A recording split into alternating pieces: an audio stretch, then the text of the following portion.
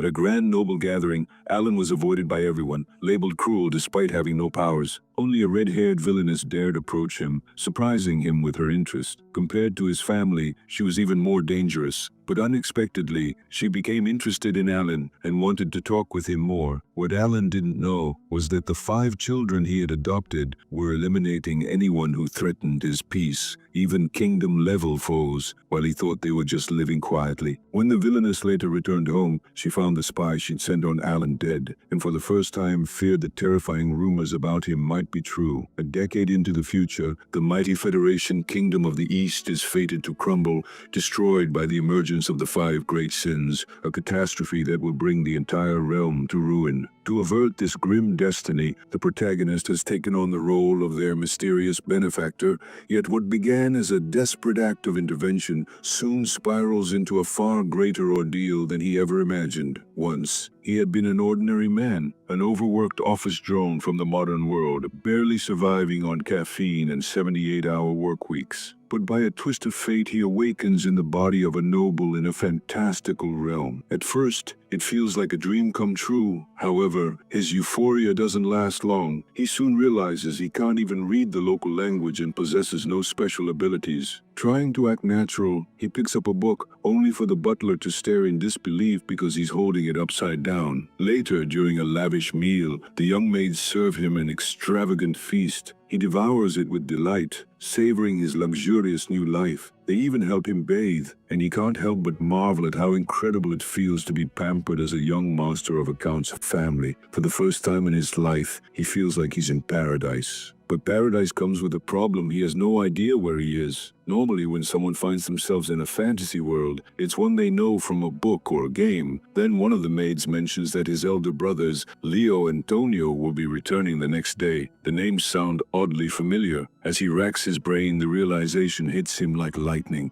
He's inside Psychedelia, a turn-based RPG he used to play in his free time. And this is bad. In Psychedelia, no matter what choices the player makes, the moment the 5 great sins, wrath, greed, sloth, pride, and obsession appear, the world begins its descent into chaos. Nobles betray each other, cities burn, and the kingdom collapses. The Palatio family, whose body he now inhabits, was infamous in the game for its downfall early in the story. The eldest son, Leo Palatio, was known as the king of prostitutes, and the second son, Tonio, ruled the drug trade. That means the protagonist has become the third son, the useless extra villain, Alan Palatio, a character who dies before the main story even begins. Realizing this, he drops to his knees in despair. He'd rather return to his exhausting corporate job than face certain death in a doomed world. But soon, an idea sparks within him. Since he already knows the events of the future, couldn't he change it? If he can prevent the birth of the 5 great sins, he might be able to save not just the world, but his own comfortable life. After all, the sins are still just children at this point. 2 months later, his plans are already in motion. His trusted aide, Evan, reports that the mission to rescue orphans from a human experimentation facility was a success. Among the children is a girl named Utia, who now manages the orphanage. The protagonist silently nods, satisfied that choosing Evan for this task was the right call, though his expressionless face makes it hard for others to read his emotions. Trying to ease the tension, he forces a smile, but the result is awkward at best. Evan can't help but think how strange his young master has become. Alan used to wear his emotions openly, but now his face seems frozen, as if even smiling has become a foreign act. Evan, however, accepts his master's praise and continues his report. The protagonist muses internally that Evan is one of the few truly loyal and upright people in Psychedelia,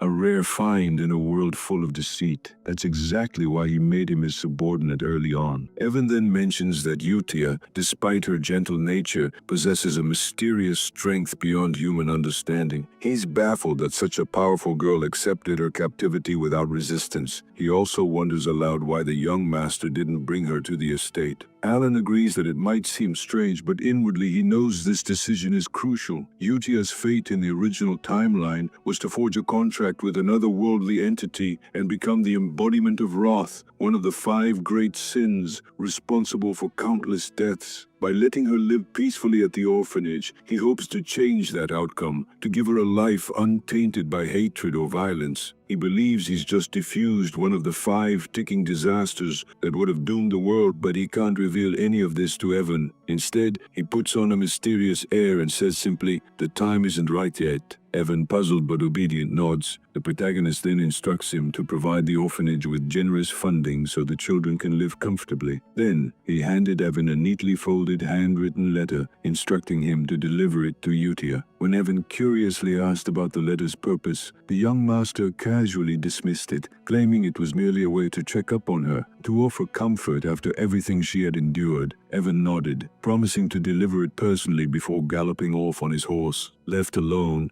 Palatio leaned back in thought. He wasn't entirely sure whether the letter would truly bring Utia any peace, but it was worth a try. Hidden within the message were fragments of quotes he remembered from the psychedelia game. In one of the game's pivotal scenes, when Utia had already become the embodiment of wrath, an archbishop mentioned a peculiar incantation, something about casting a spell of agony from the dark with the brightness of belonging to the fall. He never really understood what it meant, but in the game, that strange phrase had briefly calmed Utia's fury. Unfortunately, it came too late. Moments later, she killed the archbishop, and her uncontrollable rage consumed the entire kingdom. This time, Alan hoped things would be different. It wasn't too late now, and perhaps, just perhaps, those same words might guide her toward peace. Feeling somewhat optimistic, he decided that since wrath was taken care of for now, it was time to shift his focus to the next landmine. Still, he couldn't help but find it ridiculous that he was trying to befriend potential monsters using little more than poetic quotes from a game. But if the Sins truly revered some ancient deity, then maybe, just maybe, these words would mean something to them. He sighed, rubbing his temples. Kids worshipping a mysterious god who grants them power. It all sounded insane. Meanwhile, in a quiet corner of the orphanage, Utia unfolded the letter. Her crimson eyes scanned the words, and her expression remained cold and unreadable. Evan, standing nearby, couldn't help but feel uneasy. The mana radiating from her was so immense that the air itself trembled. He'd fought monsters and mercenaries alike, yet nothing compared to this small girl's overwhelming aura. Utia's voice cut through the silence. "Did Lord Alan send this?" she asked softly. Evan confirmed with a nod. The next instant, her mana burst forth like a violent storm. The ground quaked, and Evan instinctively stepped back. Her expression twisted in frustration. She was furious that Alan hadn't invited her to the estate. For a moment, she seemed ready to obliterate everything in sight. The sheer density of her mana was terrifying, forming tangible waves of energy, a feat only those in the Master Realm could achieve. Evan remembered Alan's words. "It's not the right time yet." He repeated them carefully, praying they would somehow work, and miraculously they did. Utia paused, her expression softening as she reread the quote Alan had included. To her,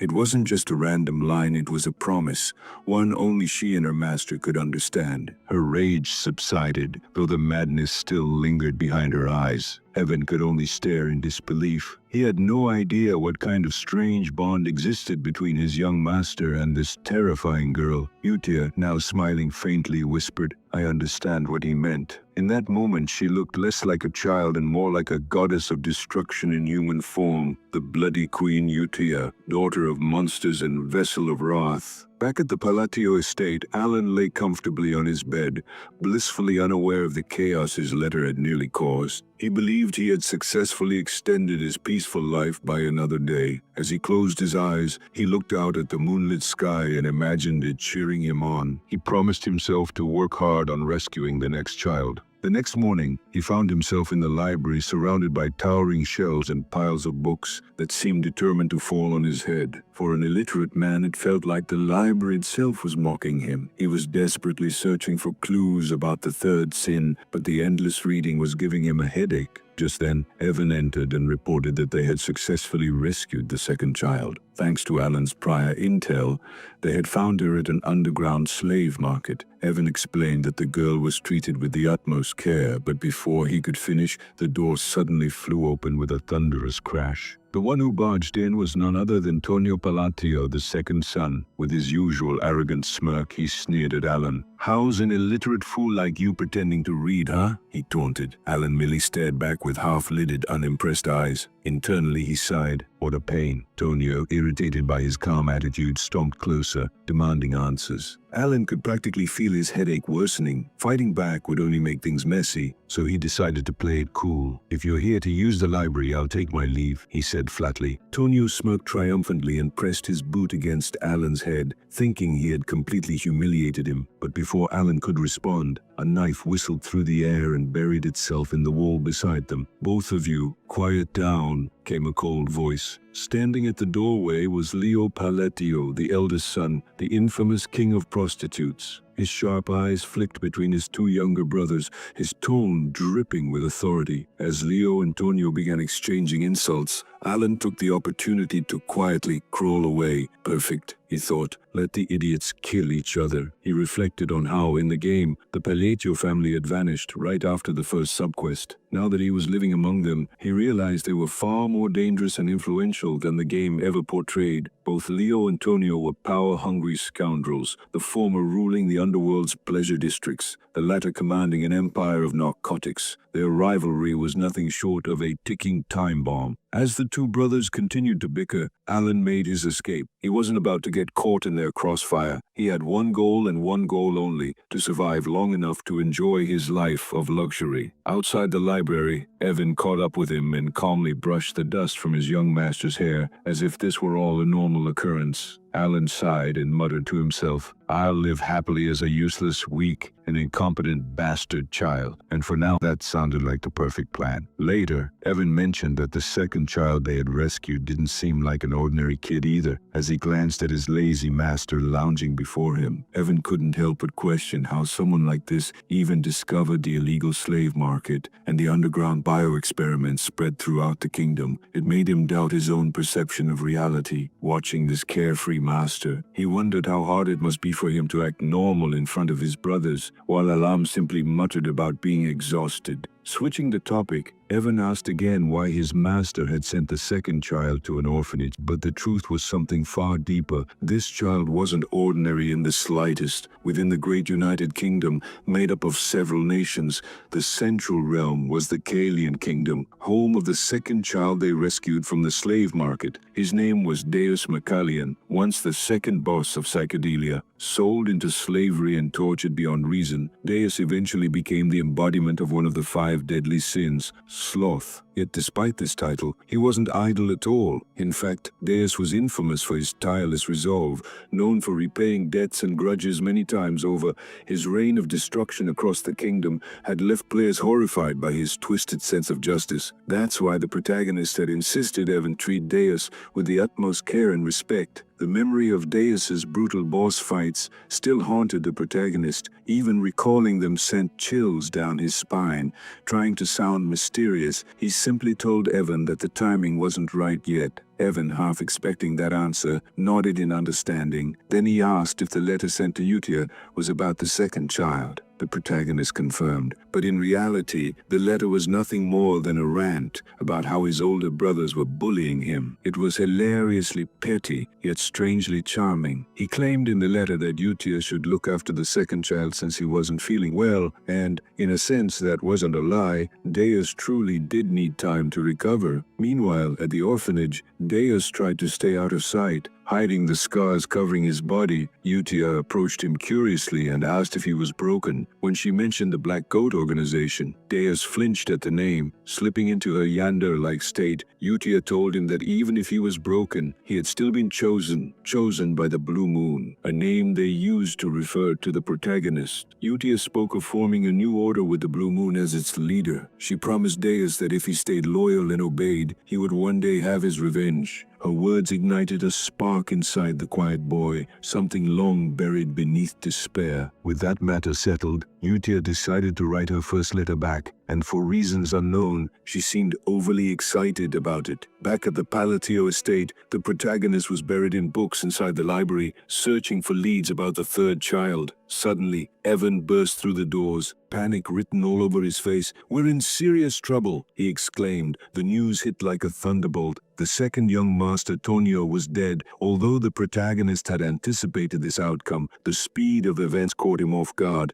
The funeral was held almost immediately, but what shocked everyone wasn't Tonio's death. It was the utter lack of grief. Even their father arrived with 2 prostitutes at his side, drugged and laughing. The protagonist could only stare in disbelief. This family had always been rotten, but this was depravity on another level. He mused bitterly that psychedelia truly deserved its dark fantasy label. Still, something about Tonio's accidental fall didn't sit right in the game. Leo had broken down crying after killing his brother, screaming about becoming the heir of Count Palatio, but now Leo was grinning beside the corpse. The protagonist could only shake his head, thinking at least pretend to be sad. Idiot. But this family drama wasn't his main concern. His true focus lay on unraveling the mystery of the 5 deadly sins. A year passed, and Leo had inherited Tonio's shady business empire, bringing a strange peace to the county. During that time, Utia and the protagonist continued to exchange letters, growing surprisingly close. Their correspondence often contained updates about the orphanage and the children, which made him smile. In one letter, Utia included a list of their monthly sponsors, and he noticed it had grown significantly. It made him suspicious, though Evan, busy chewing on bread, remarked that it was a good sign regardless. Then finally Evan delivered the long-awaited message. The Information Guild had contacted them. They had located the ancient book connected to the third child. The revelation thrilled the protagonist. He could finally uncover the truth behind that hidden danger. For the first time in a while, everything seemed to fall into place. Meanwhile, on the opposite side of the continent, at a drug distribution base known as Margot, a few of Leo's subordinates were bragging about how generous the eldest member of the Palatio family was, always rewarding them handsomely. Because of his support, their organization had expanded to hundreds of members.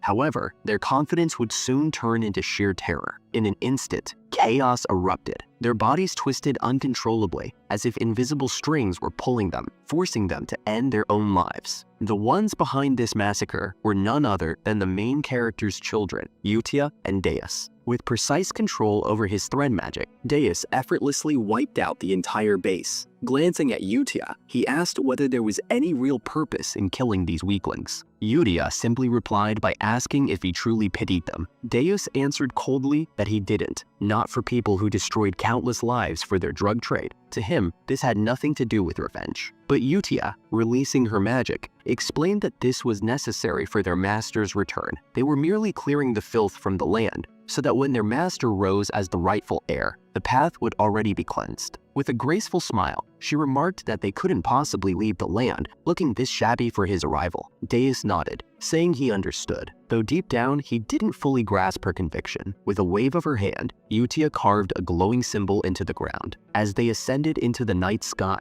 she declared that everything would proceed according to his will. A powerful surge of mana erupted, leaving behind a luminous crescent moon symbol. Utia smiled faintly and said that they were the blue moon, destined to become his blade. It had been 2 years since the main character and Utia began exchanging letters. During that time, Evan had been tirelessly tracking down the remaining sins. Exhausted, he finally collapsed on the grass, only for the main character's magic to restore his strength. Evan brought good news. They had successfully located the 5th child and sent them to the orphanage. Even though the main character remained expressionless, inside, he felt deeply moved. Over the past 2 years, he had managed to save all 3 remaining children, meaning that all 5 sins were now safe. To reward Evan's efforts, he treated him to cake and sweets, mentioning that locating the sin of greed, the 3rd child, had been particularly troublesome. Still, with Evan's help and his game knowledge, they pulled through. He praised Evan sincerely for his dedication. With the mission complete, he finally felt a rare sense of relief. Evan asked if that meant all the orphanage matters were settled, and the main character confirmed it. Evan sighed in relief but quickly noticed his master didn't seem as happy as expected. When questioned, the main character insisted that he was smiling, though his blank face betrayed him. Even with a close-up, there wasn't the faintest trace of emotion. Evan simply accepted it, having grown used to his master's stoic demeanor. As they continued walking, the main character reflected on how unexpectedly smooth things had gone. The bosses of psychedelia had become the 5 great sins because of their tragic pasts. Saving them before their downfall had seemed nearly impossible, and he had worried that even if he reached them, their hearts might already be too shattered to heal. He asked Evan about the orphanage's condition, and Evan handed him a letter stating that everything was going well. The children, once like broken dolls, were now full of life. The main character commented that if that were true, they wouldn't even need a caretaker. He hadn't expected Utia to manage the orphanage so effectively,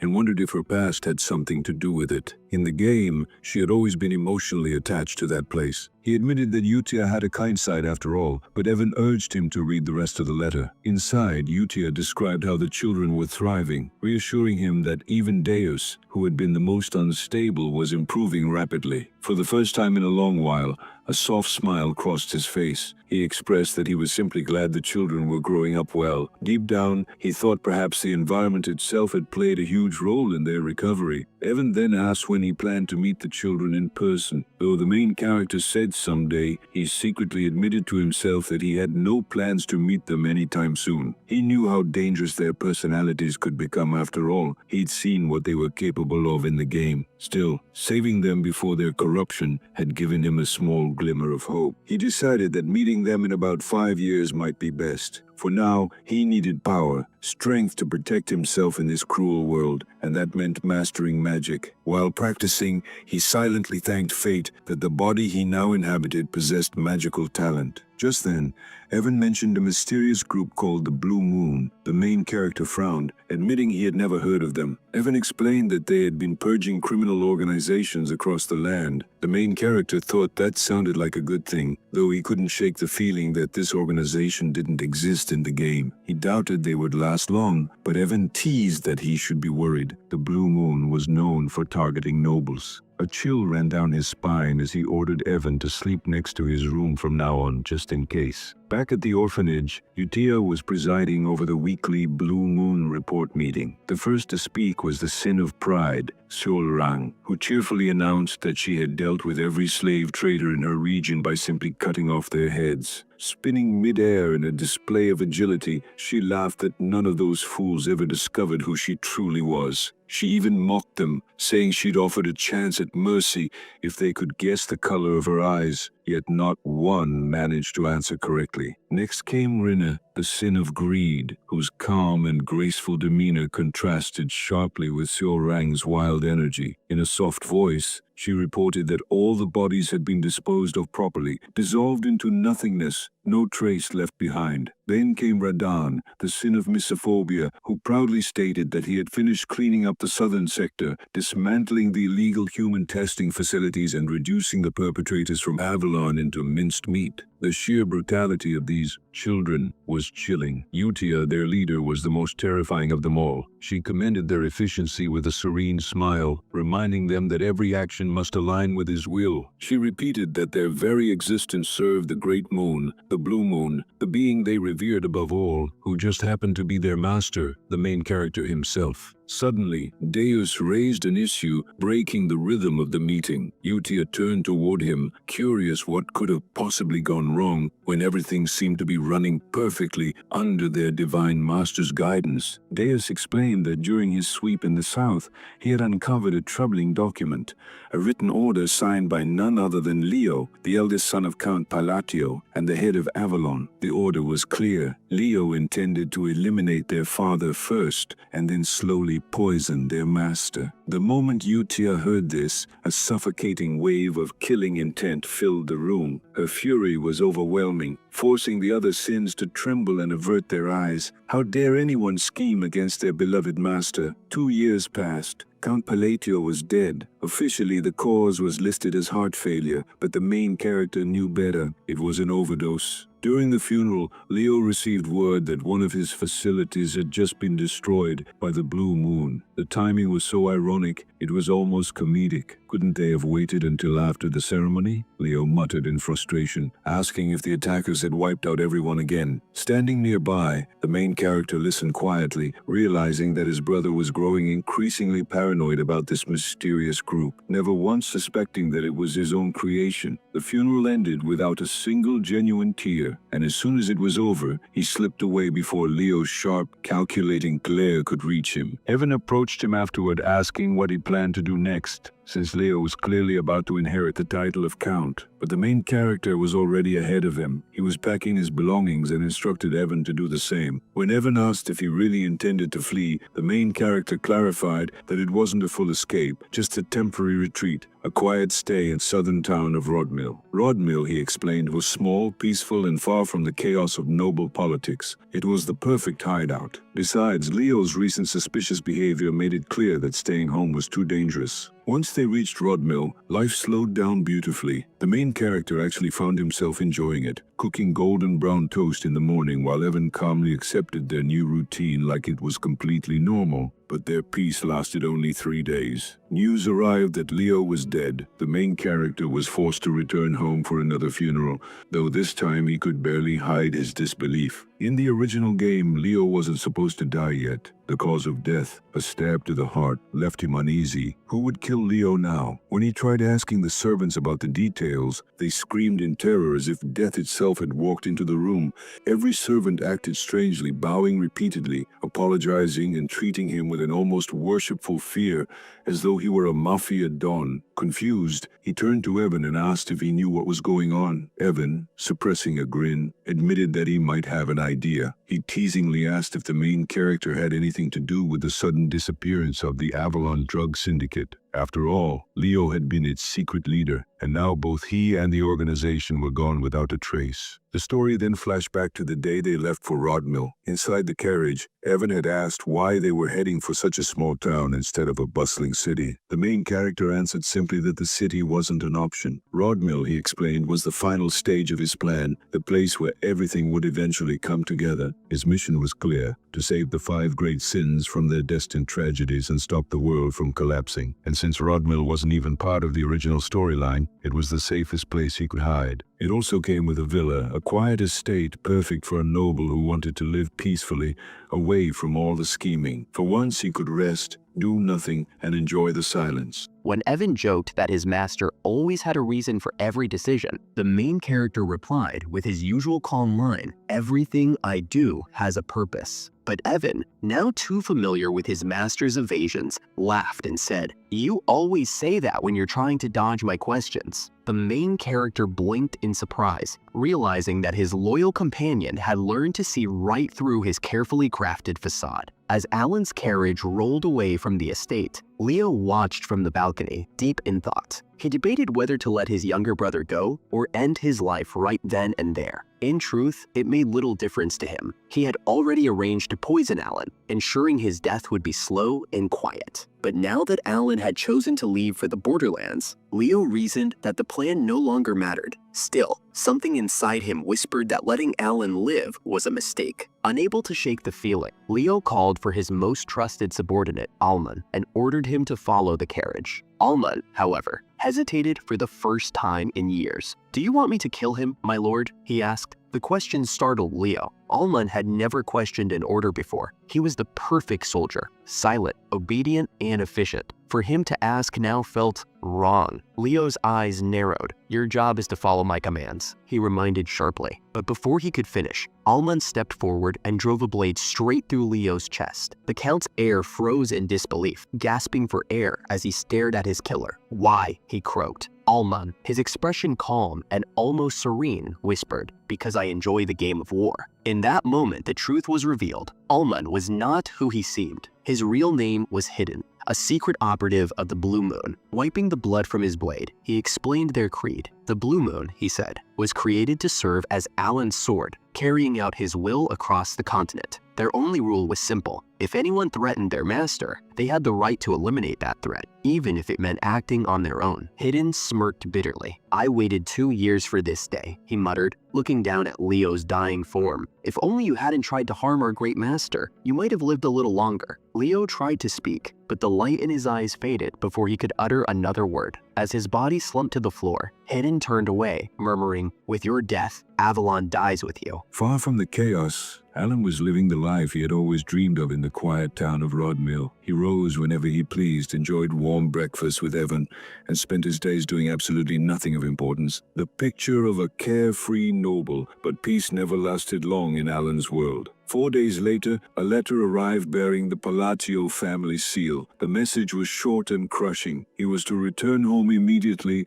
and assume the title of Count. His quiet, idyllic life had ended before it even had a chance to begin. Back at the estate, something felt strange. The servants avoided eye contact, bowing excessively whenever Alan passed. Their behavior made his skin crawl. Evan, ever the tease, chuckled and asked, "So when did you become the new shadow leader?" Alan blinked in confusion. "What are you talking about?" Evan grinned. "You really don't know? The whole county believes you orchestrated your brother's death. You left the estate, Leo was killed, and now everything falls neatly into your hands. If that doesn't look suspicious, I don't know what does." Alan groaned, sinking into his chair dramatically. "Why does this always happen to me? I didn't do anything." Evan, suppressing a laugh, pointed out that people naturally suspected him. After all, he was the one who benefited most. The timing, the inheritance, the power vacuum, it all worked too perfectly in his favor. Realizing his attempt to avoid trouble had somehow backfired, Alan felt a surge of frustration. Evan tried to comfort him, saying that with Leo gone and the Avalon drug syndicate wiped out, things would finally calm down. Then, with a mischievous grin, he added, "Congratulations, my lord. You are now the infamous Shadow Ruler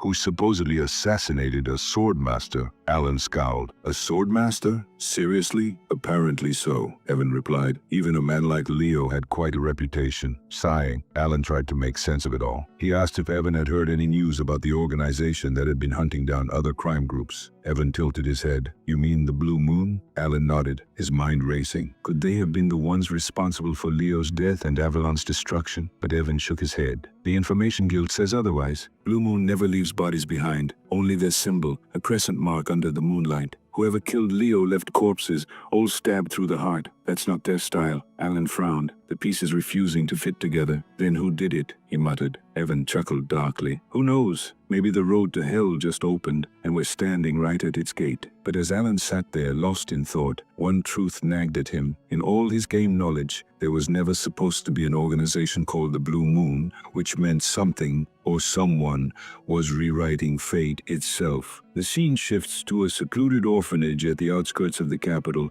where Utia sat at the head of a long wooden table, her small frame cloaked in an aura of quiet menace. Around her were gathered the other great sins, the most formidable members of the Blue Moon. "Did everything proceed as planned?" she asked, her voice soft yet commanding. Reen, the sin of greed, nodded with a faint smile. "Not a single trace remains. Every trail has been erased." Siorang, embodying pride, added coolly, "Same here. None survived. Only corpses remain." Then Deos, ever boastful, leaned back in his chair with a smug grin. 486 Avalon soldiers all gone. My magic danced among them like a butterfly caught in its own web. Radan, the sin of misophobia, gave a curt nod. "I sliced through half their forces myself. The rest were already dead before I got there." Utia's eyes gleamed faintly, a mixture of approval and cold detachment. "You've all done well," she said, though even her praise carried an edge sharp enough to draw blood. And just like that, Avalon, the most feared drug syndicate in the Asteria Kingdom,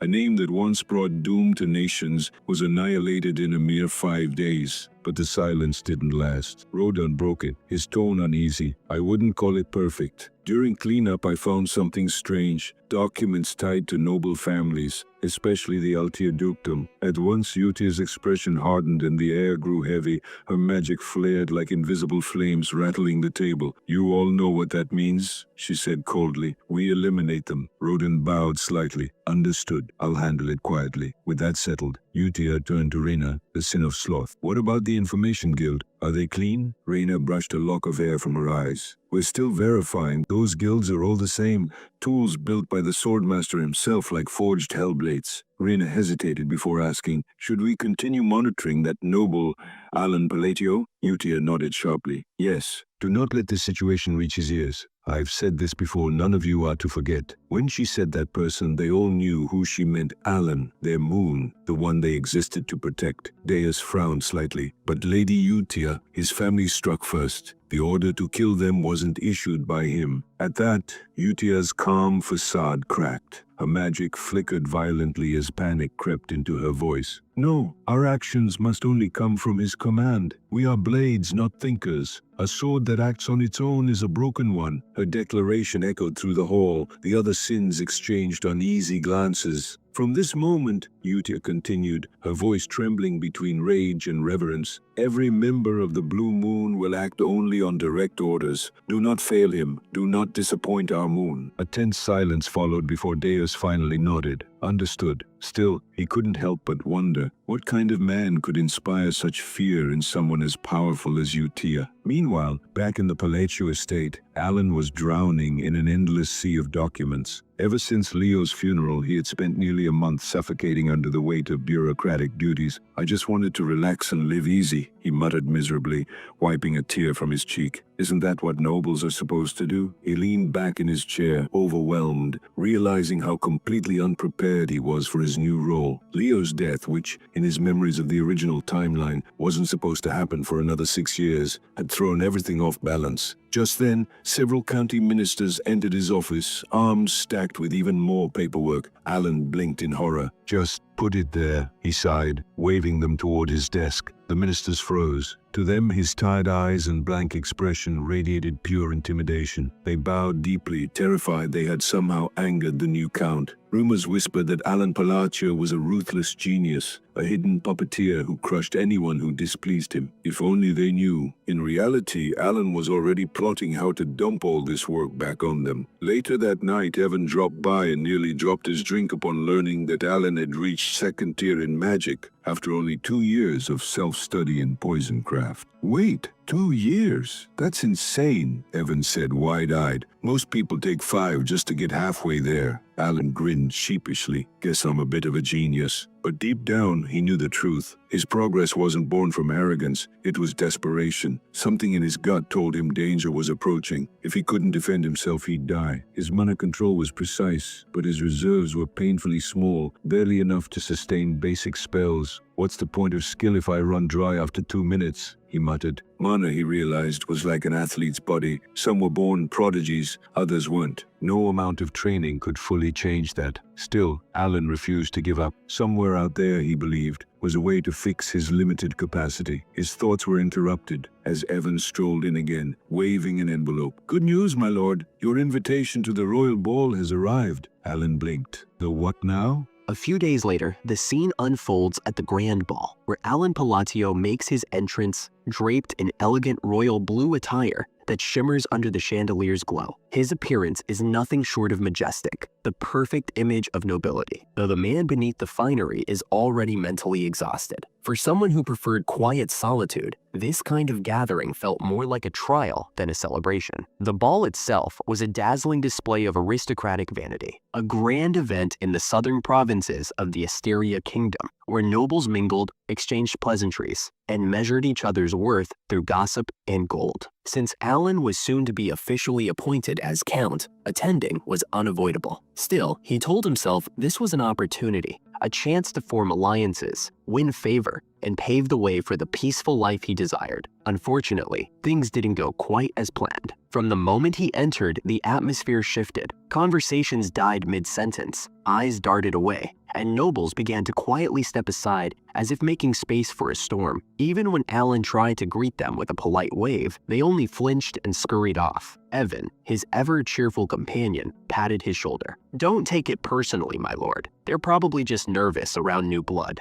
Alan forced a small smile. Nervous? They look like they've seen a ghost. Determined not to give up, he decided to blend in and start small talk. Yet, unaware of how intimidating his expression could be, every attempt only made things worse. His face, perpetually calm and unreadable, made his polite gestures appear menacing. Spotting a lady nearby, he picked up a glass of wine and remarked, "This has quite the distinct aroma. I'd love to have a few bottles at home." He thought his smile looked charming. The poor woman, however, saw the grin of a devil. Panicking, she stammered, "Oh, of course. I'll tell my father to send them right away," and fled the hall as if her life depended on it. To the other nobles watching, it looked like Count Avalon Palatio had just coerced a terrified lady into surrendering her family's prized wine collection. Whispered rumors began to spread like wildfire that he was blackmailing nobles under the guise of polite conversation. Evan, biting back laughter, whispered, "Well, congratulations. You're now the proud owner of rare vintage wine and the most feared man in the room." Alan sighed. "She must have been shy, that's all." But the pattern repeated. Every person he approached offered him extravagant gifts in panic. A luxury stallion from Palatio, a box of Pania citrus tea, even rare gemstones, all in exchange for being left alone. Alan couldn't decide whether to laugh or cry. As the night wore on, he sulked near a marble pillar, while Evan happily sampled the buffet, teasing, "You should attend more parties. At this rate, you'll have an entire estate furnished by terrified nobles." Alan groaned. Wonderful. A noble by title, a villain by rumor. Indeed, with whispers claiming he'd murdered both his brothers to seize the family title. His reputation had turned monstrous. Seeking relief, he excused himself and stepped out onto the balcony for some air.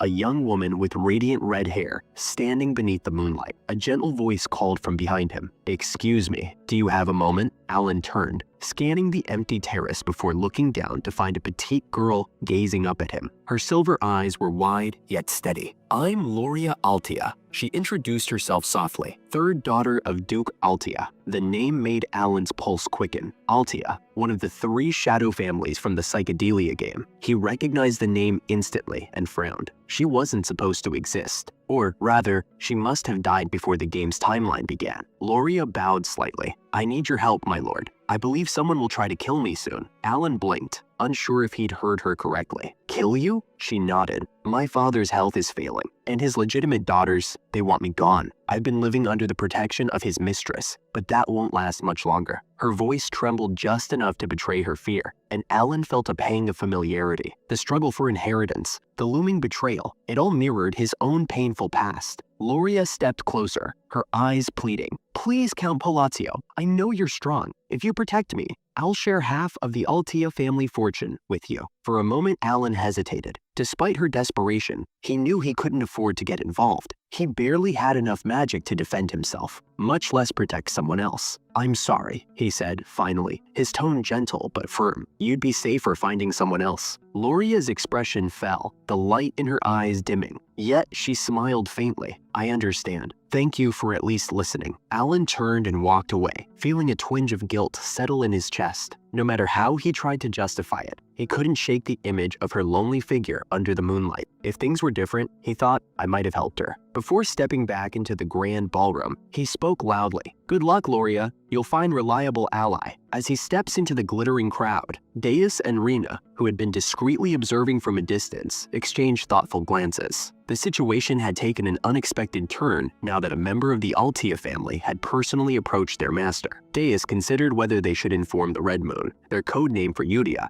about this new development. However, Rind calmly assured him that there was no need for concern. According to their intelligence, Lauria Altia was the only member of a family not connected to the criminal syndicate Avalon, meaning she posed no threat. With Redan, the man burdened with the sin of miophobia, already tasked with eradicating the rest of the Altia household, Lauria was the sole exception left untouched. Their orders were clear. The Altia family was to be purged under the Red Moon's command. For now, Rena reminded Deos that their top priority was ensuring that their master remained unaware of anything related to Avalon or the bloodshed surrounding it. Unaware of the silent storm brewing behind the scenes, Alan continued to puzzle over his own social disaster. Why did everyone seem to avoid him like the plague? Did he unknowingly emit some kind of magical aura that repelled people? His musings were interrupted when the same red-haired woman from earlier approached him once again. Her graceful stride and confident poise immediately caught his attention, and for a fleeting moment, Alan felt an odd spark of hope. Maybe this time, someone was genuinely trying to talk to him. But as she drew nearer, his optimism faded. He recognized her face, one he'd only ever seen in the psychedelia game. His mind raced. No ordinary person would approach me first unless they're trouble. He greeted her politely. "Lady Zenonia, I presume?" The woman raised an eyebrow, slightly amused. "Oh, you know my name?" Alan nodded lightly. It would be hard not to. In the Asteria Kingdom, there are 3 major shadow families: Altia of the north, Palatio of the east, and Zenonia of the west. You're quite well known. The lady smiled, clearly entertained. Well, I suppose fame has its advantages. She introduced herself as Kalia Zenonia, the eldest daughter of Count Zenonia, and carried herself with a seductive elegance that seemed both charming and dangerous. Alan explained that while his own family often dealt in chaotic, reckless affairs, the Zenonias were far more strategic, operating like a refined underground syndicate that moved pieces across the kingdom without anyone realizing. Just the thought made him uneasy. "You're certainly impressive, Lady Kalia," he said with a polite bow, "but I fear I'm not the best company tonight." In truth, Alan was desperate to stay far away from anyone connected to the shadow world. The woman radiated trouble, and he wasn't about to let her drag him into it. He intended to excuse himself, but before he could, Kalia stopped him with a teasing smile. "Oh, so the rumors were right after all," she said. "You really are quite interesting, Lord Palatio." Alan blinked, unsure how to take that. "Rumors?" She leaned closer. "Let's just say I look forward to our next conversation." With that, she gracefully turned and walked away, leaving Alan completely bewildered. Her words sounded like some kind of hidden message, but he couldn't decipher it. He sighed, deciding not to overthink it. Meanwhile, Rena and Deos, who had been watching from an upper balcony, exchanged approving nods. So far, their mission was going exactly as planned. Their master remained blissfully ignorant of the deeper conspiracies around him. But just as they began to relax, Deos suddenly stiffened. Peering out the window toward the garden below, he spotted a shadowy figure tailing Alan. "Someone's following him," he muttered. Without hesitation, the 2 agents disappeared from their vantage points, vanishing into the night to intercept the intruder. The next day, Alan and Evan found themselves trekking through a dense forest. The air was thick and humid, the sunlight struggling to pierce the canopy above. "Are you sure this is the place?" Evan asked skeptically. "It's bright as noon, yet this canyon feels like midnight." Alan, however, was too exhilarated to care. His eyes gleamed as he examined the surrounding cliffs. Yes, this is it. The Canyon of Whispers. Finally, he could barely contain his excitement. This was the real reason he had attended the Southern Ball, to find the hidden labyrinth of whispers buried beneath the canyon. According to his knowledge from the game, this labyrinth contained 8 puzzle chambers, each one guarding an ancient artifact of immense power. "If this one turns out empty, like the last few," Alan joked, "I might actually cry." As they entered, faint runes glowed on the stone walls, confirming that he was in the right place. Alan smiled in awe. It's even more breathtaking in reality. Evan raised a brow. "Reality? You talk as if you've been here before." Alan froze for a second, realizing his slip-up. "Ah, no, I just meant I read about it somewhere." Evan squinted suspiciously, but decided to drop it. Together, they moved deeper into the labyrinth, where ancient mechanisms began to stir. From the shadows, massive stone hands rose from the ground, their movements slow but powerful enough to crush a man in one blow. "Let me guess," Evan sighed. "Get the puzzle wrong, and those things smash us flat?" "Pretty much," Alan replied casually, already examining the inscriptions on the walls. His calm demeanor baffled Evan, who couldn't understand how he remained so composed while death loomed inches away. They had been traveling together for nearly 4 years, yet Evan still couldn't figure him out. Alan would rescue orphans, pay off strangers' debts, free slaves, and carry out the most random tasks without hesitation. He was eccentric, unpredictable, and somehow, everything he did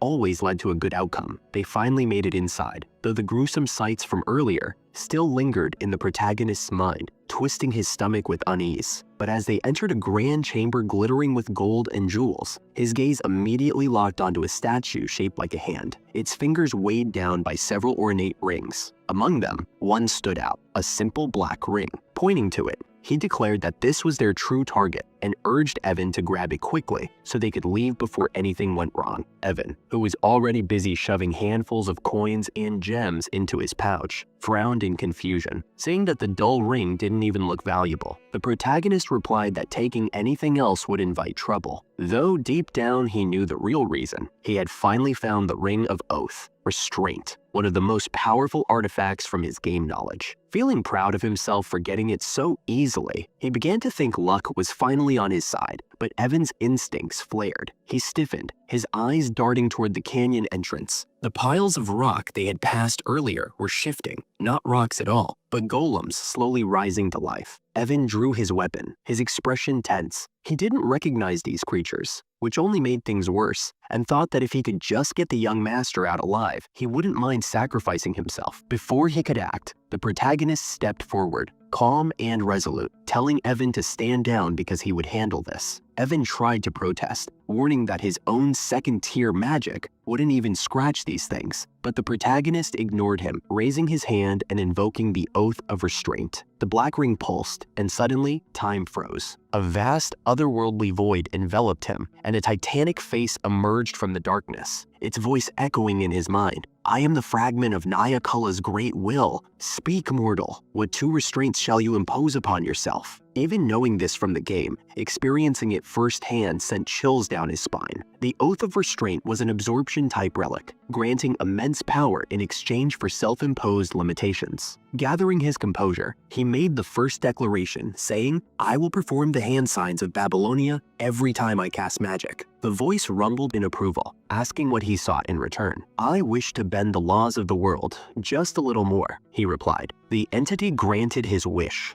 and the void shimmered with energy. "For my second restraint," he continued, "I will always chant the words of Babylonia when using magic." The voice demanded to know his desire behind this vow. "I want the strength to defy the world's laws even further," he answered. For a moment, silence filled the void, and the colossal face seemed almost intrigued. Then, with a thunderous hum, it accepted. "Your restraints are acknowledged, you, who remember the gestures and words of the forgotten god. I will watch over you." The ring dissolved into his skin, and the darkness faded, time lurching forward as the golem's attack resumed mid-motion. Evan shouted a warning, but the protagonist simply smiled, beginning to weave his hand signs and chants. Refraction, repulsion, direction, each word and gesture amplifying the energy at his fingertips. Sparks of blue lightning coalesced into a brilliant orb. He released it with a flourish. The explosion of light and sound so grand, it reminded Evan of legends, like a divine judgment. The blast annihilated every golem in sight, leaving behind only ash and scorched stone.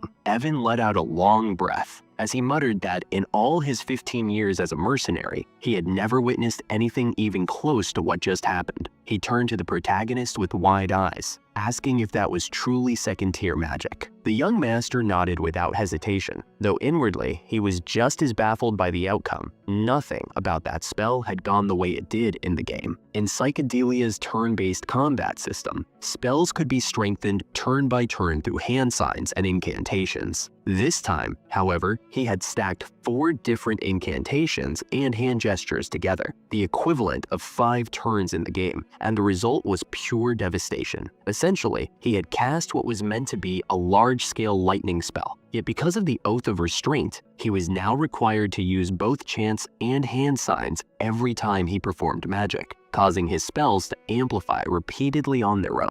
Even so, he couldn't help but think that his so-called second-tier magic had gone completely overboard, far surpassing any reasonable expectation. The power he released wasn't just enhanced, it was monstrous. Meanwhile, Evan was simply relieved to still be breathing. Slumping back, he gave a shaky laugh, saying that watching the battle had drained him more than actually fighting would have. He glanced around at the wrecked canyon and grumbled, asking who in the world would design such an unpleasant place. After thinking for a moment, the protagonist realized something. In the game, this dungeon wasn't called the Maze of Whispers. It had a different name, the Maze of Paladin. He recalled seeing the layout and strategy guide once on a fan site. Casually, he told Evan that it must have been built by someone named Paladin, but his companion was far too exhausted to make sense of that information. Despite the chaos, the two shared a brief moment of calm. The protagonist tugged Evan to his feet, insisting they head home since he had something important to test out once they returned. Evan blinked in confusion, wondering why his usually laid-back master suddenly seemed so fired up. On the way, the young master explained his theory. Every time he matched a spell's elemental attribute with the corresponding hand sign, its potency increased. And if he chose the right incantation,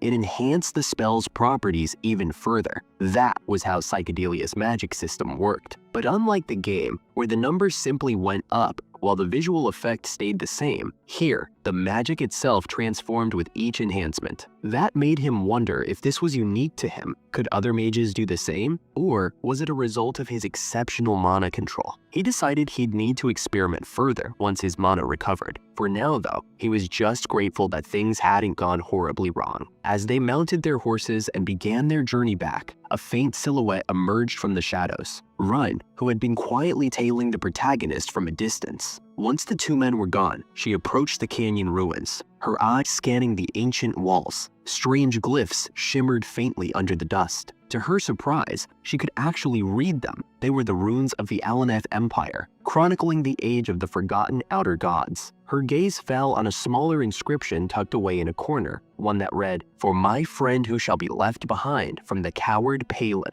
Rene's expression softened. A faint smile crossed her lips as she deciphered the rest. A tale of the one who repelled the dark hordes and triumphed over the monstrous Al-Akulaka, devourer of hearts. That hero was none other than Emperor Palatio the Great. She knew this story well. It was all recorded in the ancient library she inherited at birth. Remembering that the protagonist had mentioned Palatio's name earlier, she immediately jumped to the wrong conclusion. In her mind, the maze of Paladon could only mean that her mysterious master was somehow connected to Emperor Palatio himself. The fact that even the Bloody Queen Utia served under him only solidified her belief. No ordinary man could command such a figure. Her cheeks flushed red as she realized she might have underestimated him. Maybe Utia had been right all along. The phrase, "Great Moon," which he used while casting magic, didn't appear anywhere in her ancient texts, convincing her even further that he was someone extraordinary, perhaps even a reincarnated deity. Feeling a mix of awe and embarrassment for ever doubting him, she bit her lip and smiled shyly to herself. Unknowingly, the protagonist had just gained another admirer, one with dangerously obsessive tendencies. Moments later, Deos arrived, his boots crunching against the scorched ground. Rena immediately asked if he'd learned anything from the spy tailing their master. Deos shook his head grimly, saying the fool was already dead before he got there, his neck twisted midair by some unseen force. Rena's eyes narrowed. "Then we'll report it to Utia," she said firmly. Deos nodded in agreement, and together they vanished into the canyon's shadows. Meanwhile, in the serene yet ominous halls of Zenonia County, Lady Kalia sat by the window, delicately sipping her tea as her thoughts drifted toward the mysterious young man everyone had been whispering about. His cold, detached demeanor and those abyssal eyes that seemed to pierce through one's soul matched the rumors perfectly. She frowned slightly, replaying his words in her mind. He had called her famous. That alone unsettled her. The Zenonia family was powerful and respected, yes, but she herself rarely appeared in public or engaged in noble society. For him to use that particular word felt strange, intentional even. What truly gnawed at her, however, was the possibility that he knew something,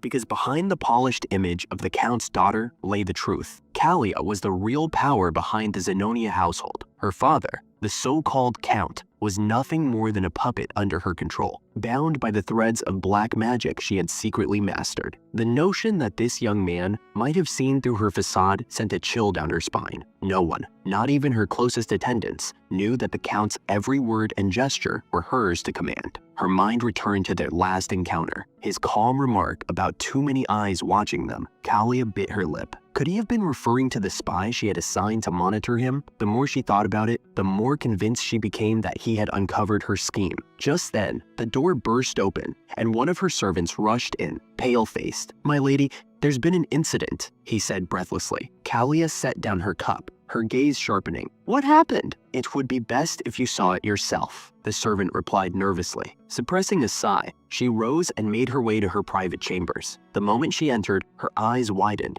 Lying motionless on the floor was the man she had sent to tail the young master, dead. The servant hurried to explain. "The seal on his body didn't react, my lady. That means he didn't reveal any information before dying." Kalia's expression darkened, her mind racing. Then, whoever did this brought the body here on purpose. The implication hit her like a wave. Someone had not only killed her operative, but had deliberately placed him in her room. A silent message. Her hands clenched at her sides as she muttered, "How did he find out? How could he possibly know I sent this man?" And just like that, another layer of misunderstanding settled into place, her thoughts spiraling with suspicion and fear. The truth remained simple. Our poor Alan had no idea what kind of chaos he'd unintentionally stirred this time. Within the grand halls of the Altia ducal estate, silence lingered like a heavy fog. Lauria walked down the dimly lit corridors, her steps slow, her expression weary. The weight of regret pressed down on her shoulders as she recalled the events that had brought her to this point. She had known from the very beginning that he was not a man to trifle with, the one they called the distinguished one of the underworld, a man whose icy eyes reminded her of her father's, sharp, merciless, and impossible to read. Once, she had hoped he would be her final lifeline, but she should have known better. Someone like him would never agree to a deal that offered him no benefit. Her wealth, influence, and supporters had all been stolen away by her cunning siblings, leaving her stripped of everything. For a time, she had survived only by her father's fading affection, yet now, even that seemed uncertain. As she moved deeper into the estate, her thoughts grew bleak. "I don't know what to do anymore," she whispered under her breath, her voice trembling. But her moment of solitude was shattered when a group of maids came rushing toward her, their faces pale and their voices quivering in panic. "Lady Lauria!" they cried out. "Something terrible has happened." Her pulse quickened. "What is it?" she asked, though dread had already begun to sink in. The maids exchanged fearful glances before one finally spoke. "Lady Pyrene and Lord Keeg, they've taken their own lives." Lauria's breath caught in her throat. Her body went still as disbelief washed over her. They took their own lives? The very people who had schemed and clawed their way to power would rather die than face her. It made no sense. Her mind spun as she demanded, "Where are Tamalian and Marianne?" Moments later, she was led to a chilling sight. Tamalian and Marianne, both lying lifeless on the floor, their blades buried deep into each other's chests. Lauria's knees nearly gave out as horror gripped her. None of this added up. Why would they do this? What kind of nightmare had fallen upon her family? Outside the Altia mansion, a figure slipped away unnoticed. It was Redan. A faint smirk curved his lips as he muttered under his breath, "Successfully eliminated." Meanwhile, within the estate, Lauria's mind reeled back to Alan's earlier words, his cryptic assurance that good things would happen soon. A shiver ran through her. So this is what he meant. The realization struck her like a blade. He had orchestrated everything. The hidden hand that had been biding its time within the shadows of the Count's household had finally revealed its claws. In a single night, all her rivals were gone, and she, Lauria Altia, stood as the sole heir of the ducal family. Her heart pounded as fear and awe clashed within her. What kind of monster have I made a pact with? She thought, trembling. Yet deep down, she knew retreat was no longer an option. Those who had betrayed him had all met gruesome ends. There were countless examples to remind her of that. Steeling herself, she took a slow, steady breath and whispered, "I chose this path. I must see it through." A faint fire of determination flickered behind her eyes. 2 months later, a lavish parcel arrived from the Altia estate, addressed to Alan. When Evan saw it, his eyes widened in astonishment. Inside was a bottle of Sir Nance's wine, a legendary vintage valued in the thousands of gold coins. This is the kind of wine nobles only talk about," he said, stunned. Alan examined the accompanying letter and froze when he saw the signature. It wasn't from Duke Altea himself, but from Lauria Altia. He blinked, puzzled. "Why would she send this to me?" he murmured, a faint pang of guilt tightening his chest. He remembered how powerless he had been when she needed help the most. Turning to the servant, he asked quietly, "Are you certain this was meant for me?" The servant nodded. "The Duke herself prepared it, my lord, and ordered it to be delivered personally." Those words made Alan pause. "The Duke herself," he repeated softly, the realization dawning. Lauria Altia has become the Duke. Within her new office, Lauria leaned back in her chair, stretching her arms with a sigh of relief. 2 months already, she murmured, after her father's death. An illness She had been formally appointed as the new head of House Altia.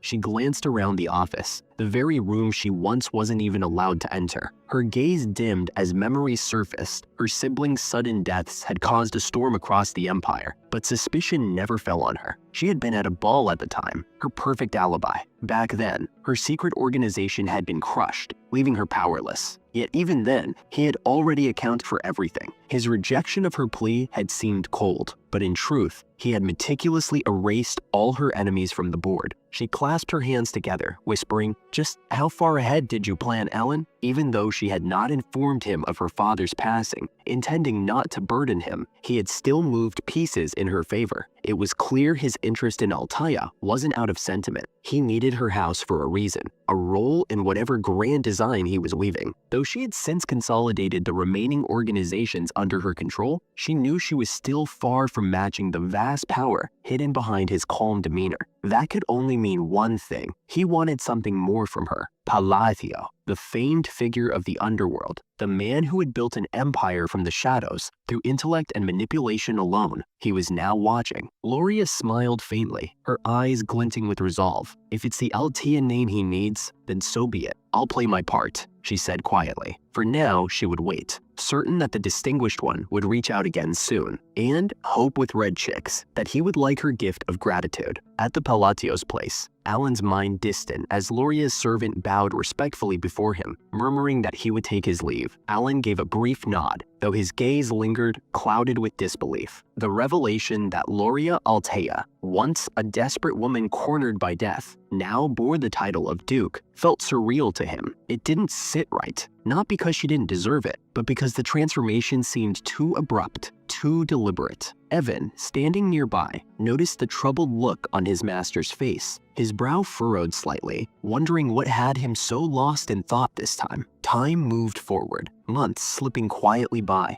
and the narration marked this moment as 5 years before the original story began. In a bright morning filled with scent of polished wood and parchment, Evan entered the room in a hurry, his voice full of energy as he called out, "Young Master Alan," before stopping short. Realizing his mistake, he quickly corrected himself. "Count Alan." Alan glanced up from his desk, his expression calm. "The succession ceremony hasn't taken place yet," he replied mildly, "but since it's already been a year, I suppose it's fine." His tone was steady, though his sigh afterward betrayed a trace of resignation. Becoming Count had never been part of his plan, yet now that it had fallen upon him, he had learned to adapt, and perhaps to use that title to his own advantage. Evan approached with a letter in hand, his expression turning serious. "This just arrived from Lady Utia," he said. Alan hummed thoughtfully as he took the envelope, asking, "Still nothing on the assassins who killed Leo?" Evan shook his head. "No leads yet. The Information Guild is still digging, but nothing concrete has surfaced. We'll need to give them more time." Alan settled into one of the armchairs,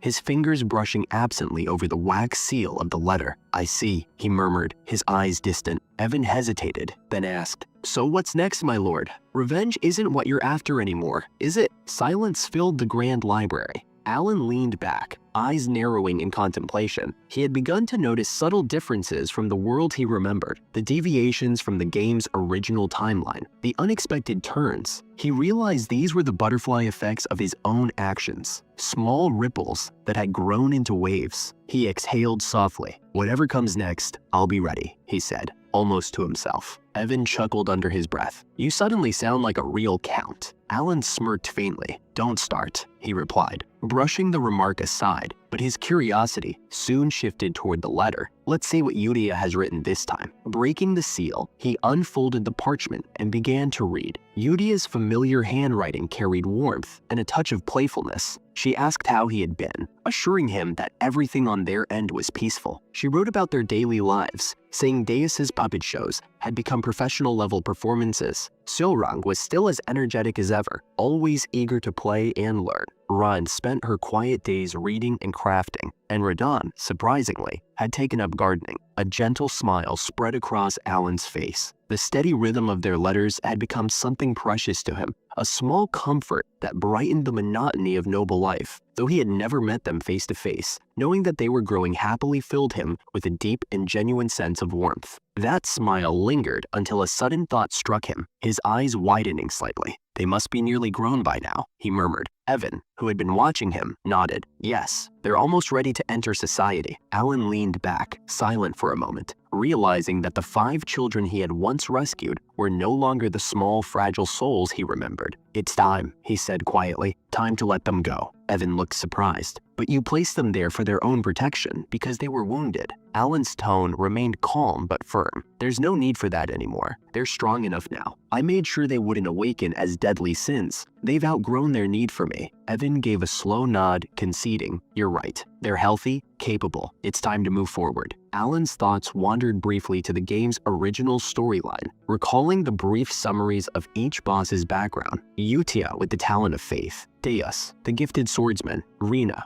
the scholar, Seolrang, the fighter, and Radan, the apostle. If each of them followed the right path, it would surely flourish. A small spark of pride warmed his chest as he murmured, perfect, everything's in place. He decided then that he would prepare parting gifts for each of them, tokens to guide them into their new lives. After all, he had always meant to give them something when the time came, and now it seemed that moment had arrived. As evening descended, casting long shadows across the study, Evan stretched and sighed with relief. I'll step out for a bit, my lord. I'll be back soon. Alan waved him off with a faint smile. Go on, he said, his gaze lingering on the letters spread before him. He allowed himself a small, wistful grin. Meanwhile, far away, Utia carefully unfolded Alan's latest letter. She called. Our orders have arrived. This time, however, the messages weren't shared. Each of them had received one personally. Seolrang bounced excitedly on her feet, barely able to contain herself, while Deos simply stared at the seal on his envelope, deep in thought. Rena, her cheeks tinged pink, traced the wax mark with admiration, each child feeling, in their own quiet way,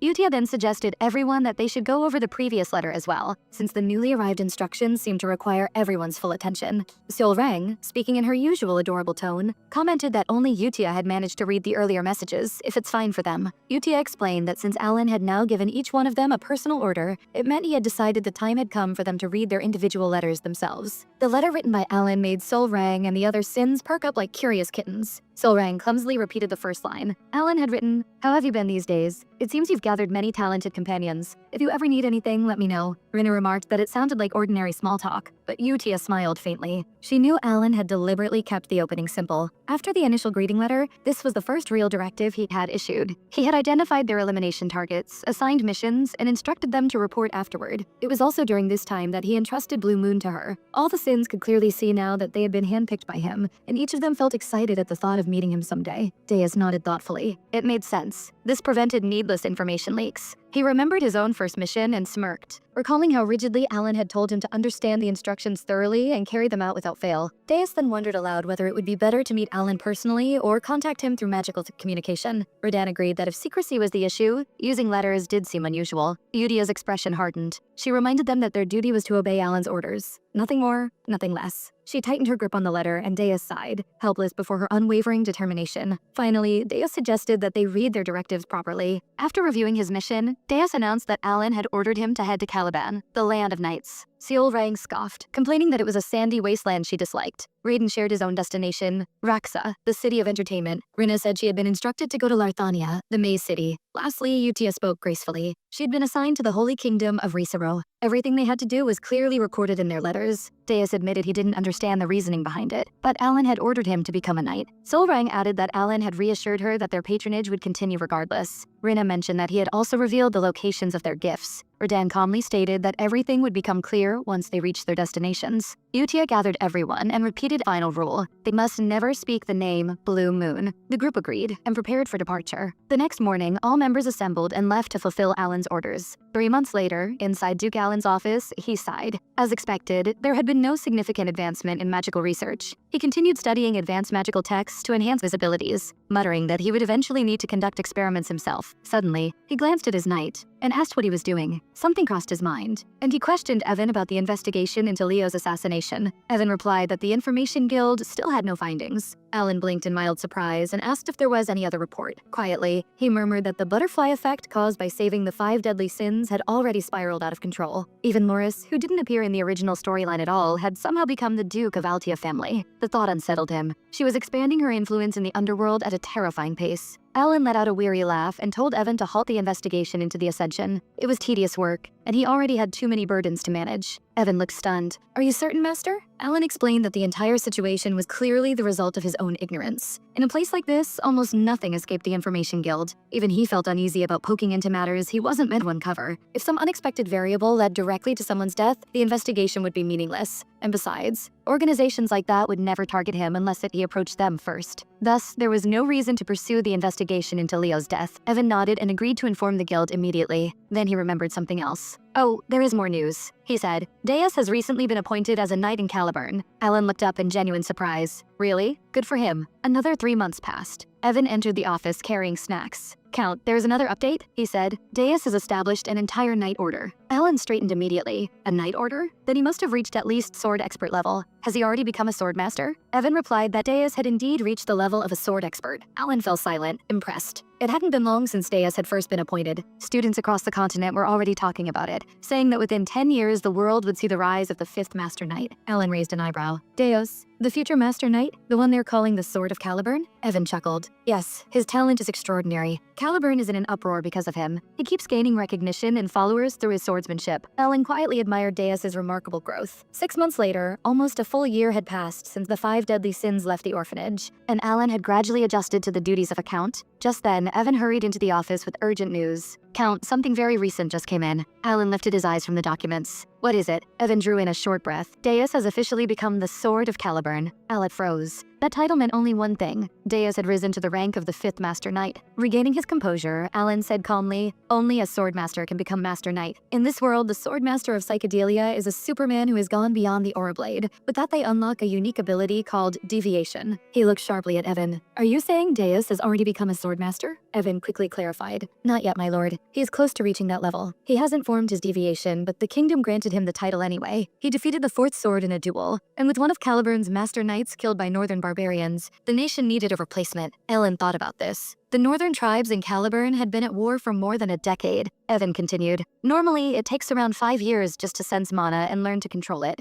and creating a deviation usually takes decades. The first sword, Reinhardt, became the youngest Master Knight in history at age 32. He had trained with a sword since age 5 and was unmatched in talent. Even then, it took him more than 20 years to achieve that rank. But now, a boy who once knew nothing about swords was standing on the brink of becoming a Master Knight. Alan's eyes widened. If the only thing he lacks is a deviation, doesn't that already place him above Reinhardt? He might become a sword master soon. A faint smile appeared on his lips. Maybe I will be able to benefit from him sooner than expected. Alan looked down at the letter in his hand and sighed. Perhaps there is nothing left for me to do now. Alan held the letter gently and explained that the only person who ever wrote to him was Utia. Even after arriving in the Holy Kingdom of Riza, she sent letters without fail, each one containing updates about the 5 deadly sins she grew up with. It seemed they all remained in contact. He sighed softly. They haven't even seen my face, yet they could have at least thanked me for the gifts. He paused, then lightly slapped his cheeks. No, I should be grateful they didn't destroy the entire kingdom after awakening as the 5 deadly sins. A tired smile tugged at his lips. As long as they are living well, I'm happy. Scene then shifts to Caliburn, the central district of Kurtham. Caliburn's central district, home to powerful nobles, held the grand mansion of the famous Sorskalf Knight Order. Inside the vast training grounds, countless knights practiced their sword techniques. At the top of a hill stood Deos, wearing his full knight uniform. He looked imposing, serene, and strikingly handsome. His title echoed throughout Caliban. Deos Macallion, captain of the Solar Eclipse Knight Order, youngest master knight in history. A cheerful girl waved up at him. Deos smiled softly in return. He appeared far older and more composed compared to his childhood. Memories rose in his mind, still embarrassing even after a whole year. He remembered the day he lost everything to the Black Corruption, the day his sister was swallowed by darkness. Consumed by fury, he had tried to protect her, but his hatred dragged him further into ruin until he nearly became a prisoner himself. He had fallen completely. The Great Moon. Saving him wasn't enough reason to swear loyalty, but he had pledged himself out of desperation, believing it was the only path left. He recalled Utia's voice and the promise he made to take revenge with his own hands. Serving under Blue Moon threw him into countless dangerous missions. He never complained, never hesitated. Each mission became a stepping stone toward confronting the black forces that destroyed his life. After years of service, he finally received his first personal order from Ellen. When he opened that final letter, he had been confused. The directive was unlike any mission Blue Moon had ever assigned. It led him to a small inn in southern Caliban, where he was instructed to retrieve a gift. Gifts meant nothing to someone who had lost everything. His heart felt empty as he followed the directions. But when he reached the inn's room, Deos instantly understood what his master had given him. The gift was his sister, alive, safe, waiting for him. His hands trembled violently as he read the last line of the letter. The gift from the Great Moon is your family, the one you believed lost forever. Deos fell to his knees. Tears streamed uncontrollably as he rushed forward and embraced her with shaking arms. His sister stared at him in disbelief, eyes red and trembling. To Deos, she was more precious than his own life, his arms trembling as if the weight of years had suddenly crashed onto him. His voice cracked when he tried to speak, unable to reconcile the belief that she had died with the reality of her warm presence. Through blurry eyes, he searched her face and finally whispered the question that had haunted him since the day she vanished. A few shaky breaths later, they sat side by side with steaming cups of tea. Once her sobs faded and her hands steadied, Siley began to recount everything. After the creatures dragged her away, she said she had spent what felt like an eternity in suffocating darkness. She remembered the iron bars of a pitch-black cage, the dread of waiting for the moment she would be hauled out and slaughtered. When her execution day came, a figure of overwhelming strength appeared. That person seized her hand and pulled her toward the light, her first miracle. Years later, when she was about to be sold to a slave merchant, another powerful individual intervened. A blade cleaved through her would-be captors, rescuing her once again. The man who saved her was Evan. Back in the present, Siley explained that after those ordeals, had received rare medicine from a mysterious benefactor. Holding Alan's letter between her fingers, she repeated the sponsor's words with unwavering certainty. The letter, signed by Alan Palatio himself, stated that all the support, medicine, and aid had been prepared specifically for her, and that delivery must always be done in person. It was then that Deos realized the truth. The Great Moon, Alan Palatio, had been acting on his sister's behalf all this time. She was precious to him, and she spoke with glowing pride about the sponsor who had given her more help than she could ever repay. Alan had chosen to remain hidden, using Evan as his hands and eyes. Deos, however, sat frozen. Shock widened his eyes as he whispered that the Great Moon had been shielding her under his own name. But how? How did the Great Moon even know about their family? Deos had never breathed a word about them to anyone. Only Utia had noticed the black lamp that once targeted him. His grip tightened on his shoulders as the question gnawed at him. How did the Great Moon know everything? As Deos wrestled with the truth, memories of Utia began to reassemble themselves in his mind. Her unease whenever she mentioned the Great Moon, her trembling voice, her constant warning that a sword could never act without its master. All the pieces snapped together at last. He felt darkness curling through his thoughts. The foolish one had been him, and yet there was still a faint, fragile hope. He remembered the old words. The Great Moon already knew everything, and had left clues for the child forced to survive alone. His body shook as the revelation finally struck him. Seeing his pale face, Siley tugged his sleeve and asked what was wrong. Within himself, Deos knew the truth. Great Moon's sword himself had dared to act independently, yet the Great Moon had chosen mercy over punishment. Deos whispered that he had wasted his years drowning in hatred for the black sheep, never seeing the unseen hands behind his suffering. He looked at Siley. Her smile now carried the light of someone who had clawed her way out of a nightmare. To him, her survival was a gift he could never repay. Utia's old words echoed again, how she followed a man more terrifying than any monster, the Great Moon. She had not been a fanatic. She had chosen to walk that path with her own will, becoming a knight through personal conviction. Only now did Deos finally understand why she prayed to Alan as though he were divine. His eyes hardened with resolve. He announced that he would rise to the summit of Caliburn, claim the title of Master Knight, and form his own knight order, an elite legion loyal to the Great Moon alone. Sometime later, Deos stood on a balcony. A tall knight approached and informed him that everything was prepared. Deos stepped forward and gazed down at the assembled order. He proclaimed that this expedition would become the foundation of the Solar Eclipse Knights. Hardship meant nothing to him now. Gripping his fearsome, spellbinding sword, he declared that he awaited the day he could repay the Great Moon in a way worthy of him. Dark determination burned in his eyes. His faith in the prodigy of their era was absolute. He vowed to prove himself beneath the moon's radiance. The Solar Eclipse Knights marched out, beginning their expedition against the barbarians. At the Palatio estate, Alan rested outside in the open air, enjoying an unusual stillness. The place felt calmer now, perhaps because all his children had grown into capable fighters who no longer needed constant supervision. With a soft sigh, he flipped through his notebook, murmuring that everyone had drifted off on their own paths, and for the moment, he didn't want to dig for more information. His life already felt chaotic enough. He rubbed his temples and muttered that he should stop scribbling in cursive, promising himself to write more neatly next time. Freshly returned from the labyrinth, he redirected his attention to the strange phrases he had discovered there. A quiet chuckle escaped him. His newest reports were finally finished.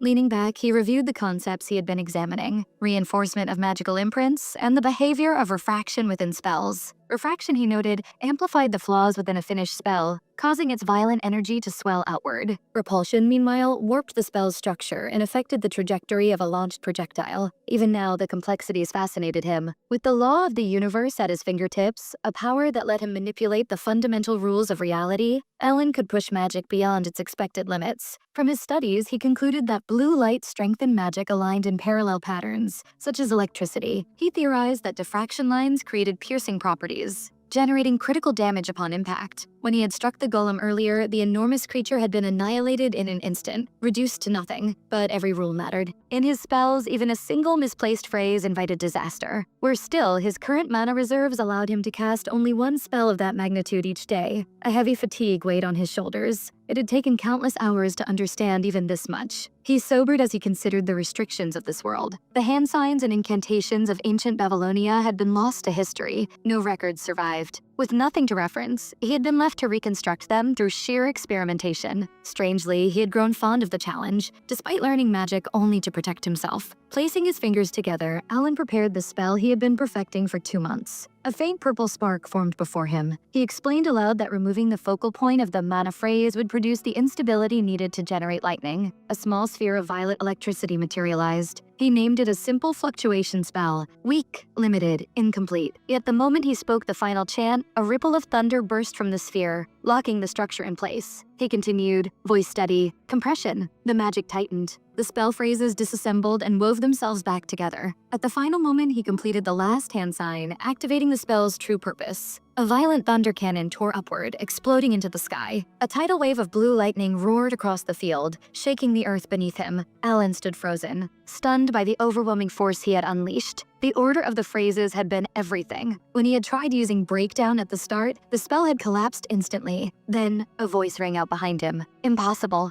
Alan spun around. His expression hardened in shock when he saw who stood there. Kalia, the red-haired villainess who had always attempted to bend him into her puppet, had arrived with her butler. Both stared at the fading lightning, speechless. The butler muttered, eyes wide. Origin magic. Using origin magic, he whispered, meant that Alan stood at the level of a 7th circle mage. Alan stiffened, bewildered. Origin circle? He had never once heard his abilities described that way. As he watched the two of them gawking at him, their faces stretched in exaggerated astonishment, Alan felt his expression twist. He wondered how they could look so utterly ridiculous at a moment like this. After everything that had happened, the scene shifted to the interior of the Palatio mansion. Kalia sat stiffly on an ornate sofa, her posture unusually tense. Her butler, Vienkel, sat beside her, but even he, who normally carried an arrogant, unshakable demeanor, looked pale and shaken. Kalia had originally come here with 2 clear objectives in mind. First, to confirm whether the Palatio heir, Alan, truly possessed a hidden trump card capable of dealing devastating damage to the Zenonia family, and second, to investigate the mysterious organization rumored to be supporting him, the same organization that supposedly allowed him to seize absolute control over the Palatio household. However, the moment they witnessed Alan's power, both of them realized they had learned something far beyond what they expected. What they saw had been terrifying. So terrifying that even Vienkel, a 5th circle mage expelled from the magic tower for his inhuman research methods, trembled. Vienkel was infamous for being capable of wiping out an entire battalion of soldiers with a single spell, yet he had never shown fear before today. Kalia had been sponsored by him for years and knew his personality well. No matter the opponent, Vienkel's arrogance never wavered. But now his hands were shaking, and the expression on his face showed a fear she had never seen in him before. Kalia tried to steady her breathing. She wasn't even sure if what they had witnessed earlier was origin magic. A faint sound came from the hallway. Both she and her butler immediately turned their heads. The tension in the air tightened as Alan Palatian stepped calmly into the room. His eyes went straight to Kalia, sharp and assessing. Without any warmth, he asked about her intention in visiting the Palatio County. Only after speaking did he sit down on the sofa directly across from her, maintaining an air of complete control. Kalia quickly apologized for the sudden and unannounced visit. She attempted to explain that she had been wanting to meet him for a long time, but Alan cut her off before she could finish. He told her that it wasn't entirely her fault, that anyone who had witnessed what she had seen might easily misunderstand. He clarified with a cold edge that what she and her butler had seen earlier was not origin magic. His eyes sharpened even further as he stated that if they intended to criticize or misunderstand his abilities, he wished to clarify the truth immediately. He explained that he was merely a 2nd circle mage, nothing more. Alan also added that the butler beside her must have already noticed that his magic produced no normal magical effects. And inwardly, he acknowledged that his own magic unfortunately could not be used for both defense and offense, though neither Kalia nor Vienkel understood what he truly meant by that cryptic remark. Alan then instructed them, in a composed but unmistakably firm tone, to remain quiet about what they had witnessed earlier. Although he spoke softly, both Kalia and Vienkel could feel the pressure behind his words. To them, the order felt suffocating, almost terrifying. Vienkel quickly acknowledged his mistake, admitting in an unusually polite tone that he may have misinterpreted Alan's magic earlier. Kalia, startled, inwardly wondered how her arrogant butler had suddenly become so submissive.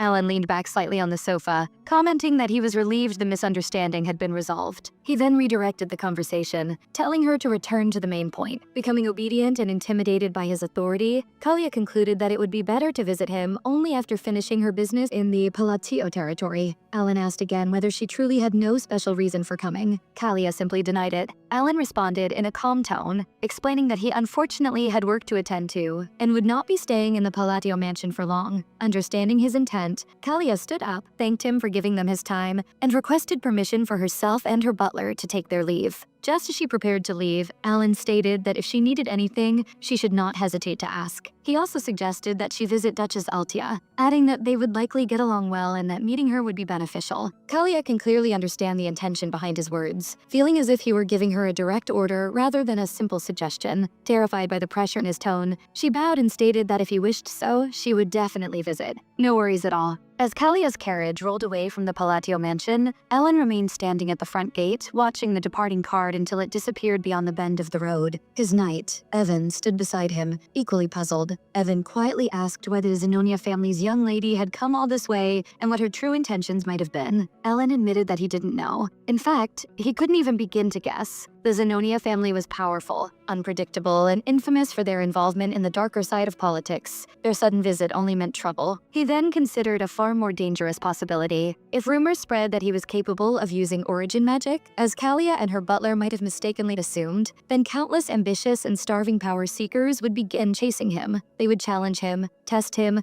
and pick fights with him, all in hopes of proving themselves against someone believed to hold ancient power. The thought alone terrified him. As he walked back inside the mansion, he wondered whether Kalia had misunderstood his remarks earlier. He doubted her family would actually visit the Altia household. The Altia and Zenonia families competed fiercely in the underworld, making them natural rivals. Ultimately, he concluded that it would be best if Kalia avoided returning to the Palatio mansion altogether. Inside the moving cart, Kalia finally broke the tense silence. Still trembling, she asked her butler whether what they had witnessed earlier was truly origin magic. Sweat gathered on her brow as she waited for his answer. The uncle immediately denied it, but his denial carried a weight that only frightened her further. Confused, she pressed him, demanding to know why he had reacted with such terror if it wasn't origin magic. The uncle lifted his head, his expression twisted with fear. He explained that origin magic was a type of magic capable of painting its own laws onto the absolute canvas of existence, altering the very principles that governed reality. Such power was permitted only to beings who stood at the highest peak of creation. But what he saw when he observed Alan's magic using his observing eye was something far beyond origin magic. He revealed that Alan's magic did not paint new laws. Instead, it tore the cosmic canvas apart. Alan had twisted the absolute and shifting principles at their roots. The uncle's voice trembled as he recalled the moment. Alan had fixed lightning, twisted it, collapsed its governing law, and even after breaking the principle entirely, the magic had still formed successfully. This, the uncle said, was an impossible miracle, something no human mage could ever hope to replicate. Kalia felt a cold shiver run through her. Everything the uncle described only confirmed the terrifying truth. Palatio's magic was not something mortals were meant to witness. She could still feel the overwhelming force lingering in her memory, like a hand gripping her heart. Then, Viankel suddenly went silent, his mouth falling open as if struck by revelation. With shaking lips, he claimed that behind Count Alan Palatio, he had sensed the unmistakable presence of the Great Forgotten God's Eye, a divine remnant from the forbidden ancient era. The carriage felt suffocating. Viankel clutched his head with both hands, saying that if he thought any further, his mind might explode. He confessed that in his youth, he had immersed himself too deeply in ancient knowledge, earning recognition for his research on magic from the Forgotten Era. That research now allowed him to recognize what he had seen behind Alan. He turned to Kalia and warned her in a trembling voice. No matter what happens, she must never oppose Count Alan Palatio. Someone as insignificant as her had no hope of understanding such a being's intentions, let alone resisting them. Kalia, pale and sweating, finally understood. She realized that she had learned far too much, and that unknowingly she had stepped into a place where she no longer held control. Even without realizing it, she had already become a piece on Alan's board. Her butler advised her to follow Alan's words without question and to visit the Altia household as instructed. Though she knew her family and the Altias were rivals, she could not ignore the fear pressing down on her. She could feel Alan's authority lingering like a shadow, and she knew that whatever path lay ahead, she was no longer walking it freely. 5 months passed quietly after the incident with Kalia, and it had been nearly 2 full years since the children left the orphanage. Life inside the Palatio estate had settled into a steady rhythm until one morning when Evan hurried into Alan's office with an unusually serious expression. Alan, reviewing documents at his desk, asked if Evan had gathered any important information and whether it concerned the missing children. Evan shook his head, explaining that this matter had nothing to do with the children. Instead, he reported that the Zenonia County and the Altia Duchy had formed an alliance. Alan froze in shock. The Zenonia and Altia factions were the two most powerful families active within the underworld, each notorious for manipulation, political dominance, and hidden influence. For them to ally was unprecedented. Evan muttered that such information should never reach the surface world. Only individuals embedded in the underworld could know anything about it, and he was certain the information was accurate. Alan clutched his head in disbelief. He had deliberately tried to avoid entanglement with the 5 great sins, but somehow fate kept pushing him onto paths he never wanted. Now, instead of dealing with simple political tension, he was faced with the combined force of 2 underworld masterminds. The situation was alarming enough to make him wonder whether the entire Asteria kingdom might be heading toward collapse. He then remembered the day he had told Kalia to visit Duchess Altia. A faint dread ran through him. If Kalia had taken that advice seriously, could his casual words have contributed to this alliance? He immediately shook off the possibility, thinking that someone as cold and proud as Kalia would never maintain a cooperative relationship with Duchess Altia for long. Their alliance was likely temporary, or so he tried to convince himself. Realizing that the situation had become unpredictable,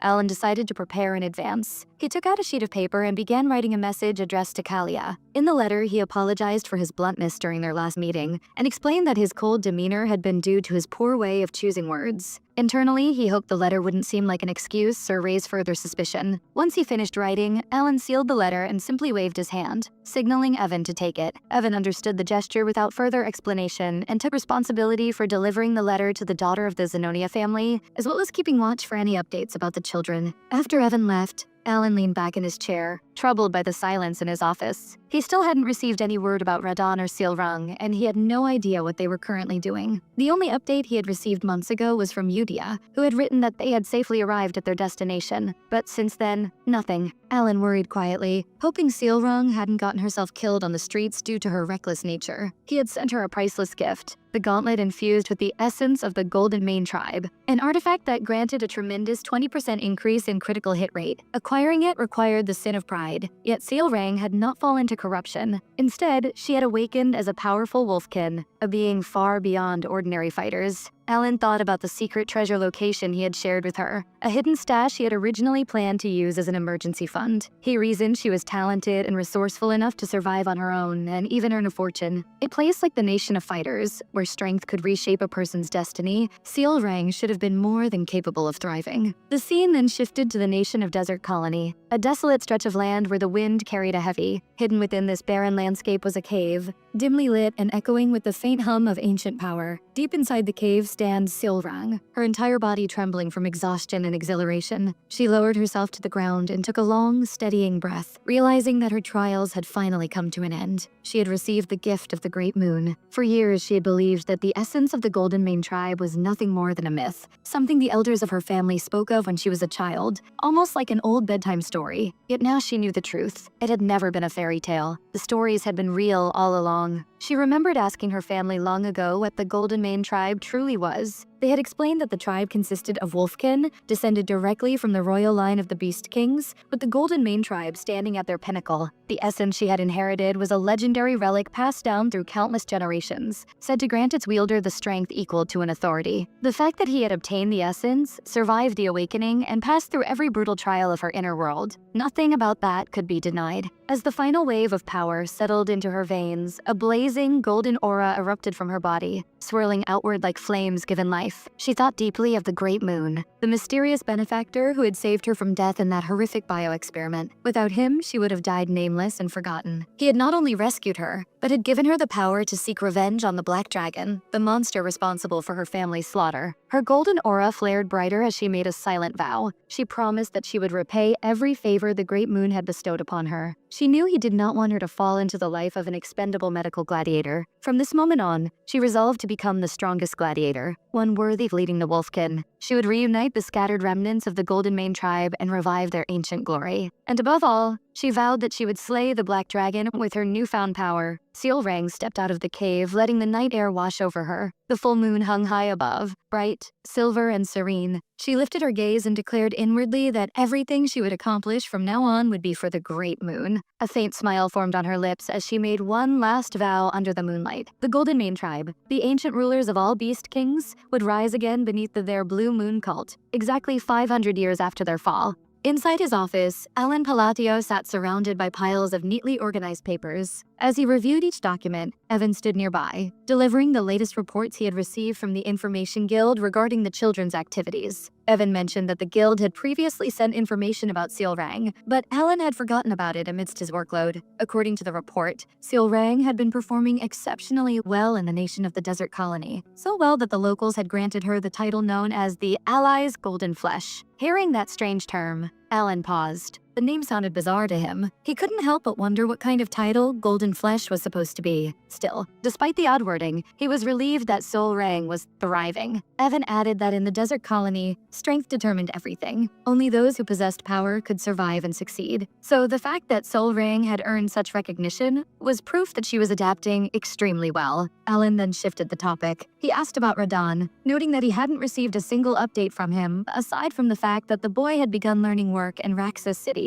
Evan explained that there was some information about Radan, but the guild was still in the process of verifying whether the intel was reliable. Alan's expression cooled at the vague answer, and he questioned whether Evan was truly occupied with his tasks. Confused, Evan apologized immediately and wondered why his master was suddenly giving him such a harsh look. Internally, Evan insisted to himself that he had been doing everything Alan instructed him to do. Alan then told him something unexpected they needed to start preparing, because it would take at least a month to reach the magic tower. Evan froze in shock. He had never once heard Alan mention anything about a magic tower. He stood up abruptly, demanding clarification. Alan, equally puzzled, remarked that he was certain he had brought it up before. But looking at Evan's reaction, he realized the boy must not have understood or remembered anything. Evan quietly accepted this conclusion. After all, his master often spoke in ways ordinary people struggled to follow. Alan explained that they would be heading toward the Blue Magic Tower, which lay near the Labyrinth City. Because of the great distance, the journey by carriage would take a month. Evan immediately bowed and said he would begin preparing for the trip right away. When Alan was finally alone, he sank into his sofa with a worn-out sigh. Just thinking about spending an entire month traveling inside a carriage drained him. But he had no choice. The item he needed to stabilize the processing of his mana hole existed only within that region. Thinking about the Labyrinth City stirred old memories in Alan's mind. Back in the game, he had spent countless hours grinding inside that endless maze. The city served as the central hub of one of the game's most iconic leveling zones. Players could obtain high-tier items the deeper they explored, though the labyrinth itself seemed infinite. No matter how far players descended,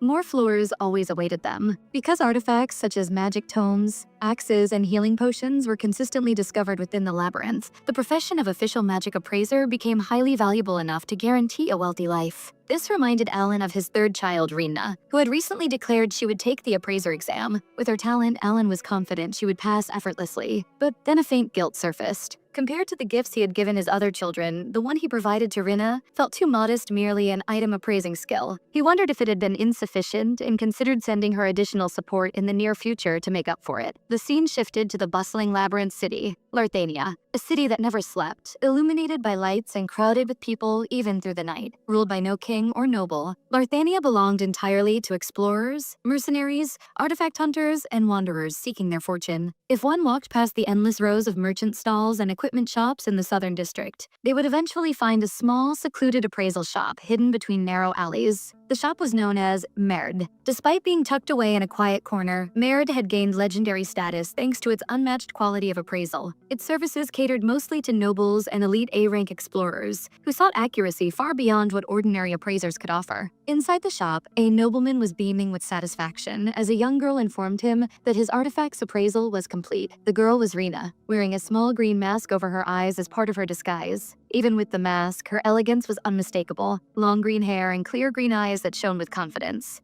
She explained to the nobleman that the device he brought was a relic capable of igniting flame using mana. The nobleman thanked her and activated it. The moment he saw the imprint appear, his expression shifted to astonishment. He hadn't expected the relic to be one that could be imprinted. Rena calmly informed him that with just a small amount of mana input, the flame would burn continuously for at least an hour. The nobleman burst into delighted laughter, remarking that its efficiency had improved drastically. He expressed his gratitude before leaving the mare to shop. Once the shop grew quiet, Rena removed her mask. Her beautiful features were now fully visible as she picked up the next artifact that needed imprinting. As she examined it, her thoughts drifted. The reason Merd had earned such immense fame, despite being hidden away, was because of its imprinting ability, and that ability came from the secret lying in the room behind her. Rin moved into the back room, where an artifact hung suspended in midair, encased in swirling blue mana. Suspended at its center was a gleaming golden eye. Above it, glowing letters indicated its current status. Imprints completed, 247,500. Rin's lips curled into a soft smile. This was the gift she had received from the Great Moon, the mysterious power behind her benefactor. Back then, when Alan Palatio first told her to become an appraiser, she couldn't understand the reason. She had known for some time that Alan's true identity was tied to the forgotten outer god, Palin, and she understood his ultimate goal was to destroy the corrupted Black Wolf. But she couldn't connect the job of an appraiser to that objective. When she arrived in Larthania, she was even more confused. How could appraising artifacts possibly contribute to eliminating black things? What meaning did this profession hold? Her confusion shattered the moment she stepped into the shop and discovered the artifact from the Great Moon. It was a majestic, otherworldly object, a circular golden structure holding a single yellow gold eye at its center. Its description read, "Eye of the Stalker rapidly identifies artifacts below a certain mana threshold to assist the appraiser." Back then, the relic had been sealed. When Rena broke its seal, she immediately sensed something unusual. Its material, its composition, none of it existed in any library or archive of the place she was born. When the seal shattered, a new function awakened, the imprint system, a task requiring 500 total imprints. Rin understood in that moment that becoming an appraiser wasn't meaningless at all. Everything had been orchestrated by the Great Moon. If she wanted the strength necessary to stand against the Black Wolf, she needed to fully awaken this relic. And the number engraved above it, 500 imprints, made it painfully clear that the relic demanded offerings. Back in the present, Rena pressed her hand against the next relic and completed the 248th imprint. The suspended golden eye glowed intensely as a blaze of blue aura erupted from its pupil. The Eye of the Stalker evaluated the newly imprinted relic, its iris shifting subtly as if approving the offering. Seeing the new imprint register, Rena's lips curved into a relieved smile. Only 252 more sacrifices remained before the relic would finally awaken. She knew exactly what each imprint represented. In exchange for increasing the Eye of the Stalker's power, it absorbed something from every artifact offered to it, not just mana, but essence, structure, and secrets. Each change subtly altered the appearance and behavior of the eye. However, the relic was dangerously selective. The Eye of the Stalker responded only to offering specific high-tier relics. If she sacrificed the wrong item, the accumulated stack would collapse, and the relic's progress would reset entirely. That meant she had to flawlessly appraise every relic that came her way, and choose only the highest grade sacrifices that met the eye's demands. With that thought, her expression softened. She wrapped her arms around the relic gently, as if hugging a precious child, whispering her gratitude. She reminded herself that only she could handle such a relic, because she was born in the Library of Eternity. A faint blush crept onto her cheeks as she reaffirmed her resolve. Everything she did, every sacrifice, every imprint was for the sake of killing the Black Wolf. Everything unfolded according to the will of the Great Moon. As she held the relic close, the golden eye slowly rotated, its unblinking gaze fixed on her. 3 weeks passed in the blink of an eye. After the long and exhausting journey, Alan's horse carriage finally arrived in front of the towering structure known as the Blue Magic Tower, one of the greatest pillars of magical authority in the entire continent. Inside the tower, a young woman was buried in piles of scrolls and spell tomes, scribbling calculations with remarkable focus. Her name was Fenya Kaizune, a 6th Circle mage and the Vice Tower Master of the Blue Magic Tower. She curtly told Alan to state his business quickly and leave. She was far too busy to entertain unnecessary conversations. Alan said nothing at first. Instead, he quietly observed her, realizing why her face felt so familiar. She was a major figure in the main storyline. In the game, Fenya was known as a once-in-a-generation prodigy, a genius who reached the 8th Circle by the age of 20 and eventually became the Tower Master. Not only did she elevate the Magic Tower's influence, she also helped it monopolize several essential magical resources, raising the tower's authority to a level equal to that of noble families. Alan found it surprising. Even a 6th Circle mage, especially one who had transcended normal human limits, should command a crushing amount of authority. But she seemed almost unaware of her own prestige. Breaking the silence, Alan finally introduced himself as Count Palatio and stated that he had come to discuss the matter of the time gate. Still busy filling out magical reports, Fenia did not look up. She simply asked him what he wanted. Alan replied calmly that he could eliminate the time gate. Only then did her hand stop mid-writing. The time gate, a dangerous crack leading to a mysterious subspace created in locations with intense magic activity. It caused severe mana disturbances and frequent casualties. She narrowed her right eye, invoking her mana sight to examine Alan. Seeing nothing but what she considered lowly talent, she dismissed him immediately and told him to leave. Alan blinked, puzzled. This was not how things supposed to go. He had expected at least a normal conversation. He insisted that he needed an answer, Fenia's expression sharpening with suspicion. She believed she understood his intention to eliminate the time gate and seize the treasure inside for himself. With sudden irritation, she slammed her hand on the table. She demanded if he had any idea how many people came here every day claiming the exact same thing. Inside, Alan was nearly sighing in frustration. If she would just guide me properly, I could show her. Why won't she trust me? At that moment, Fenia's expression shifted. She suddenly realized why he appeared so desperate. People were beginning to whisper that Alan had become a count purely by luck because his sibling died. The rumors suggested he had no talent nor achievements of his own. Immediately afterward, a surge of brilliant blue aura exploded from Fenia, the entire room filled with her overwhelming mana presence. She warned him sternly that even if he had personal problems, he had no right to cause a commotion inside the magic tower. Alan internally flinched. So those kinds of rumors were spreading, perhaps because he always kept a low profile. Still, he couldn't help thinking. For someone who looked like an overworked academic, she was extremely knowledgeable about the outside world and far stronger than he expected. Evan quietly leaned toward him and whispered that this was only her mana pressure, and he believes they'll get fooled in half if they try to mess with her. Driven into a corner, Alan stepped forward, suppressing his own mana entirely. In a steady voice, he declared that if he failed to eliminate the time gate, he would surrender his entire fortune to the magic tower. Fenia stared at him blankly, certain he was spouting nonsense. But Alan continued. If she wished, he would swear an oath. Surely such an offer was worth a little of her time. Her expression shifted again from disbelief to contemplation. We then saw the two of them standing before the actual time gate. Fenia reminded him that, as promised, if he failed, all his wealth would be handed over to her. Alan simply replied that it wouldn't happen. As he prepared to enter the gate, Fenia watched him with a curious smile. This was the perfect opportunity to determine whether this count was truly a mastermind behind the county, or merely an incompetent man who had stumbled into his title by accident. After hearing the rumors about him for so long, she was convinced he was closer to the latter. She couldn't help, but what she saw earlier only deepened her confusion. Despite the inhuman atmosphere surrounding him, Alan possessed nothing impressive. A small mana hole, a slightly above average energy sensitivity, and talent barely at the edge of the second circle. She wondered what he could possibly intend to accomplish with abilities so meager. To her, it was honestly pathetic. In truth, there was no need for anyone to close the time gate. Within 3 months, it would naturally disappear after ejecting a relic. The research would conclude, and not a single mage in history had ever appeared capable of closing one manually. Still, every time a time gate appeared, the Blue Magic Tower was forced to deal with chaos and complaints for more than 2 years afterward. Fenia knew the situation far too well. Now she and Alan stood directly in front of the unstable crack. She reminded him that if he truly intended to attempt something, he could simply stand in the room, nothing more. Then she noticed his posture. Irritation flared in her voice as she stated that he seemed to be planning to use his hand as a magical medium, rather than a proper mage's staff. The idea was absurd. Even ancient magic texts classified such methods as primal sorcery, something closer to a fairy tale than real spellcraft. Fenia internally scolded him. She told him to stop imagining nonsense and leave the room. But then everything stopped. The wind, the mana flow, even sound itself froze. Fenia's eyes widened. Her body wouldn't move. No magic responded. It was as if the world had been paused. Confusion turned into alarm. She activated the perception ability in her right eye, forcing it open to analyze the phenomenon. And then she saw it.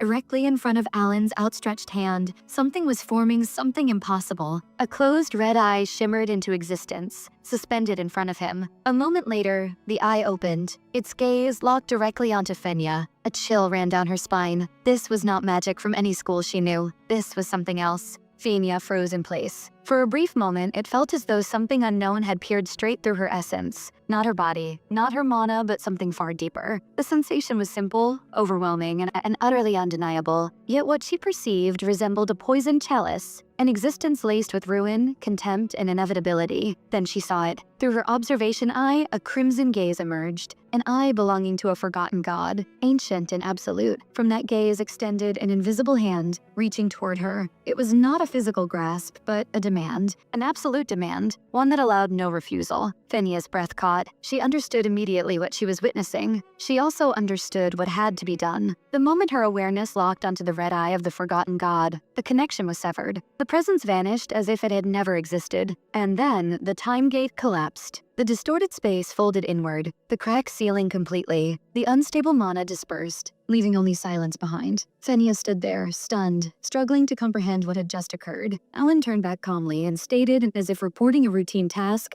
that the time gate had been successfully closed. Inwardly, Alan reflected that the process had been far simpler than expected. With the correct method and the proper item, success had been guaranteed. Holding the bracelet in his hand, he calmly mentioned that he would take the relic Sharon had coughed up. He also decided that he should familiarize himself more with his persuasion-type spell, as it proved unexpectedly useful. When Alan noticed Fenia's expression, confused, shaken, and tense, he briefly wondered whether his bluff had failed. Before he could speak, Fenia suddenly declared that she would tell no one what she had seen. Alan was taken aback, thinking inwardly if his bluff failed. Then he stepped toward her, intending to say that such measures were unnecessary, but Fenia abruptly turned away and repeated herself. She insisted that she would remain absolutely silent. Her voice trembled with a mix of awe, fear, and exhaustion as she swore she could keep a secret, no matter what. Alan hesitated. He could not understand why she was reacting so strongly. Without pressing the issue further, he left the chamber and told Evan that they were preparing to depart. Just as he was about to leave, Fenia called out to him. She approached, sweat still visible on her face, and presented a small box. Inside were 5 mana recovery potions, carefully prepared. She explained that she had made them personally and wanted him to take them. Alan was genuinely surprised. These were not ordinary potions. They were high-grade mana recovery elixirs, the kind that could only be produced by a Vice Tower Master of the Blue Magic Tower herself. Such items were nearly impossible to purchase on the open market. When Fenia asked whether he disliked the gift, Alan remained silent, inwardly weighing its true value. Misinterpreting his reaction, Fenia panicked again. She hurriedly repeated that she would keep everything she witnessed a secret. This time, she went further, stating that she was prepared to swear a formal magical oath. Alan was stunned. He questioned why such an extreme measure was necessary over something so trivial. But before he could stop her, Fenia activated her magic. A powerful formation appeared beneath them. Blue chains of mana descended from above, binding the oath between Fenia and the magic itself. The spell concluded with a resonant pulse, sealing her vow permanently. Breathing heavily, Fenia confirmed that the oath had been completed. She promised she would never speak of what she had seen. Alan finally understood. She had misunderstood something, deeply, but it was too late to correct her.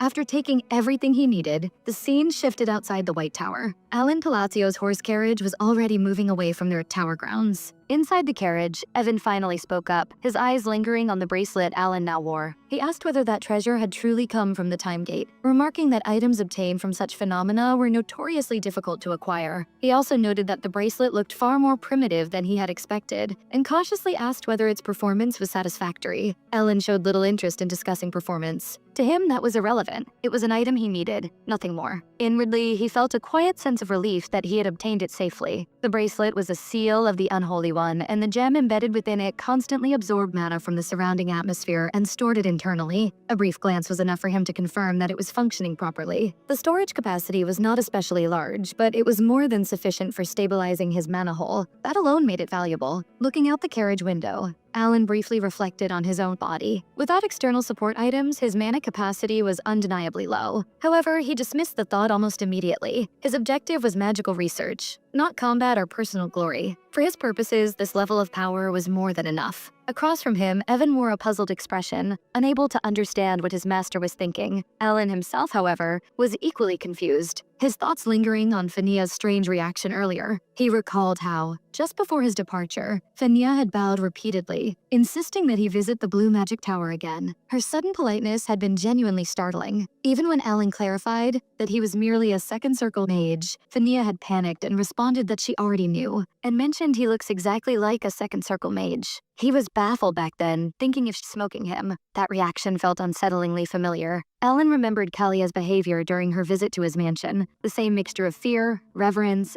and absolute certainty after witnessing something she could not explain. Fenia's response mirrored it perfectly, despite Alan himself having no clear idea what she believed she had seen. In the end, he decided it didn't matter. He would likely never meet either of them again. As the carriage passed through the jungle road, sunlight filtered gently through the trees. Alan remarked calmly that the day felt peaceful, Noting how clear the weather was beneath the shining sun, the scene shifted to the Altia family mansion. Lady Altia personally welcomed her guest, asking whether she was being treated comfortably during her stay. The woman before her was Kalia. She responded with a gentle smile, saying that everything had been arranged perfectly and that she was glad to see Lady Altia again. Lady Altia remarked that it was fortunate they could speak freely without worrying about titles or authority. Kalia agreed, stating that Count Alan Palacio's foresight had once again proven astonishing. She recalled how Alan had previously advised her to visit the Altia household. The moment she followed that advice, she quickly understood his true intention. After meeting Lady Altia and revealing everything, both of them reached the same conclusion. Regardless of circumstance, the Palacio family stood above them both. Their alliance had not been formed through negotiation or equal power, but through silent acknowledgement of Alan Palatio's supremacy. In the presence of an absolute force, resistance and rivalry became meaningless. Since then, the Zenonia and Altia families had grown steadily closer as allies. Returning to the present, Lady Altia mentioned that the next noble conference would be held the following month. She then asked what had prompted Lady Zenonia's visit at this time. Kalia explained that Count Alan Palatio had sent her a letter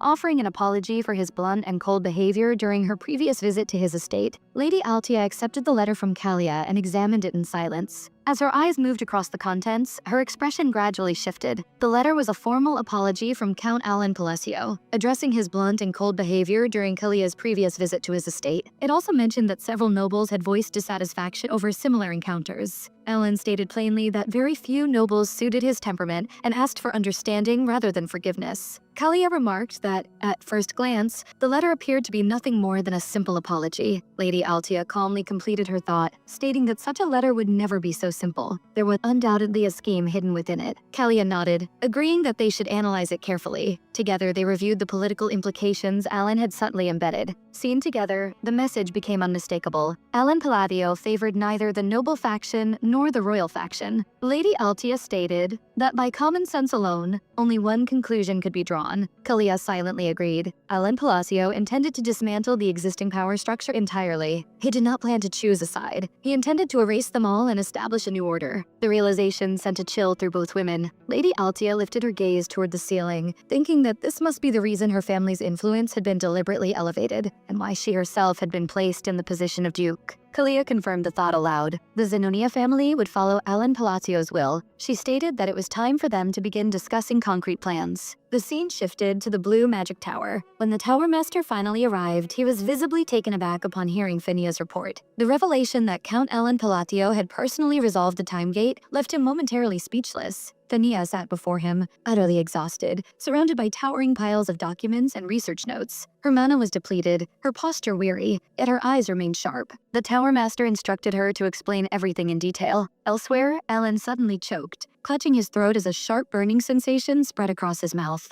Evan questioned aloud what had happened. Alan mentioned about the overly sweet roasted potato he had been eating. Evan offered him water, which he accepted, quickly recovering. As the evening sun bathed the surroundings in warm light, Alan leaned back slightly, gazing into the distance. Inwardly, he thought that he wanted to return home soon. More importantly, he sensed that Utia's letter should arrive any day now. The timing felt right. The scene shifted once more. Before a beautiful church stood a statue of a young woman, serene and dignified. And standing at its base was a beautiful girl, clad in the robes of a nun. Her presence was gentle, yet unmistakable. It was Utia. Dressed in pure white, her appearance was both elegant and striking, carrying an air of quiet devotion that made her stand out even against sacred stone. She looked radiant beneath the fading sunlight,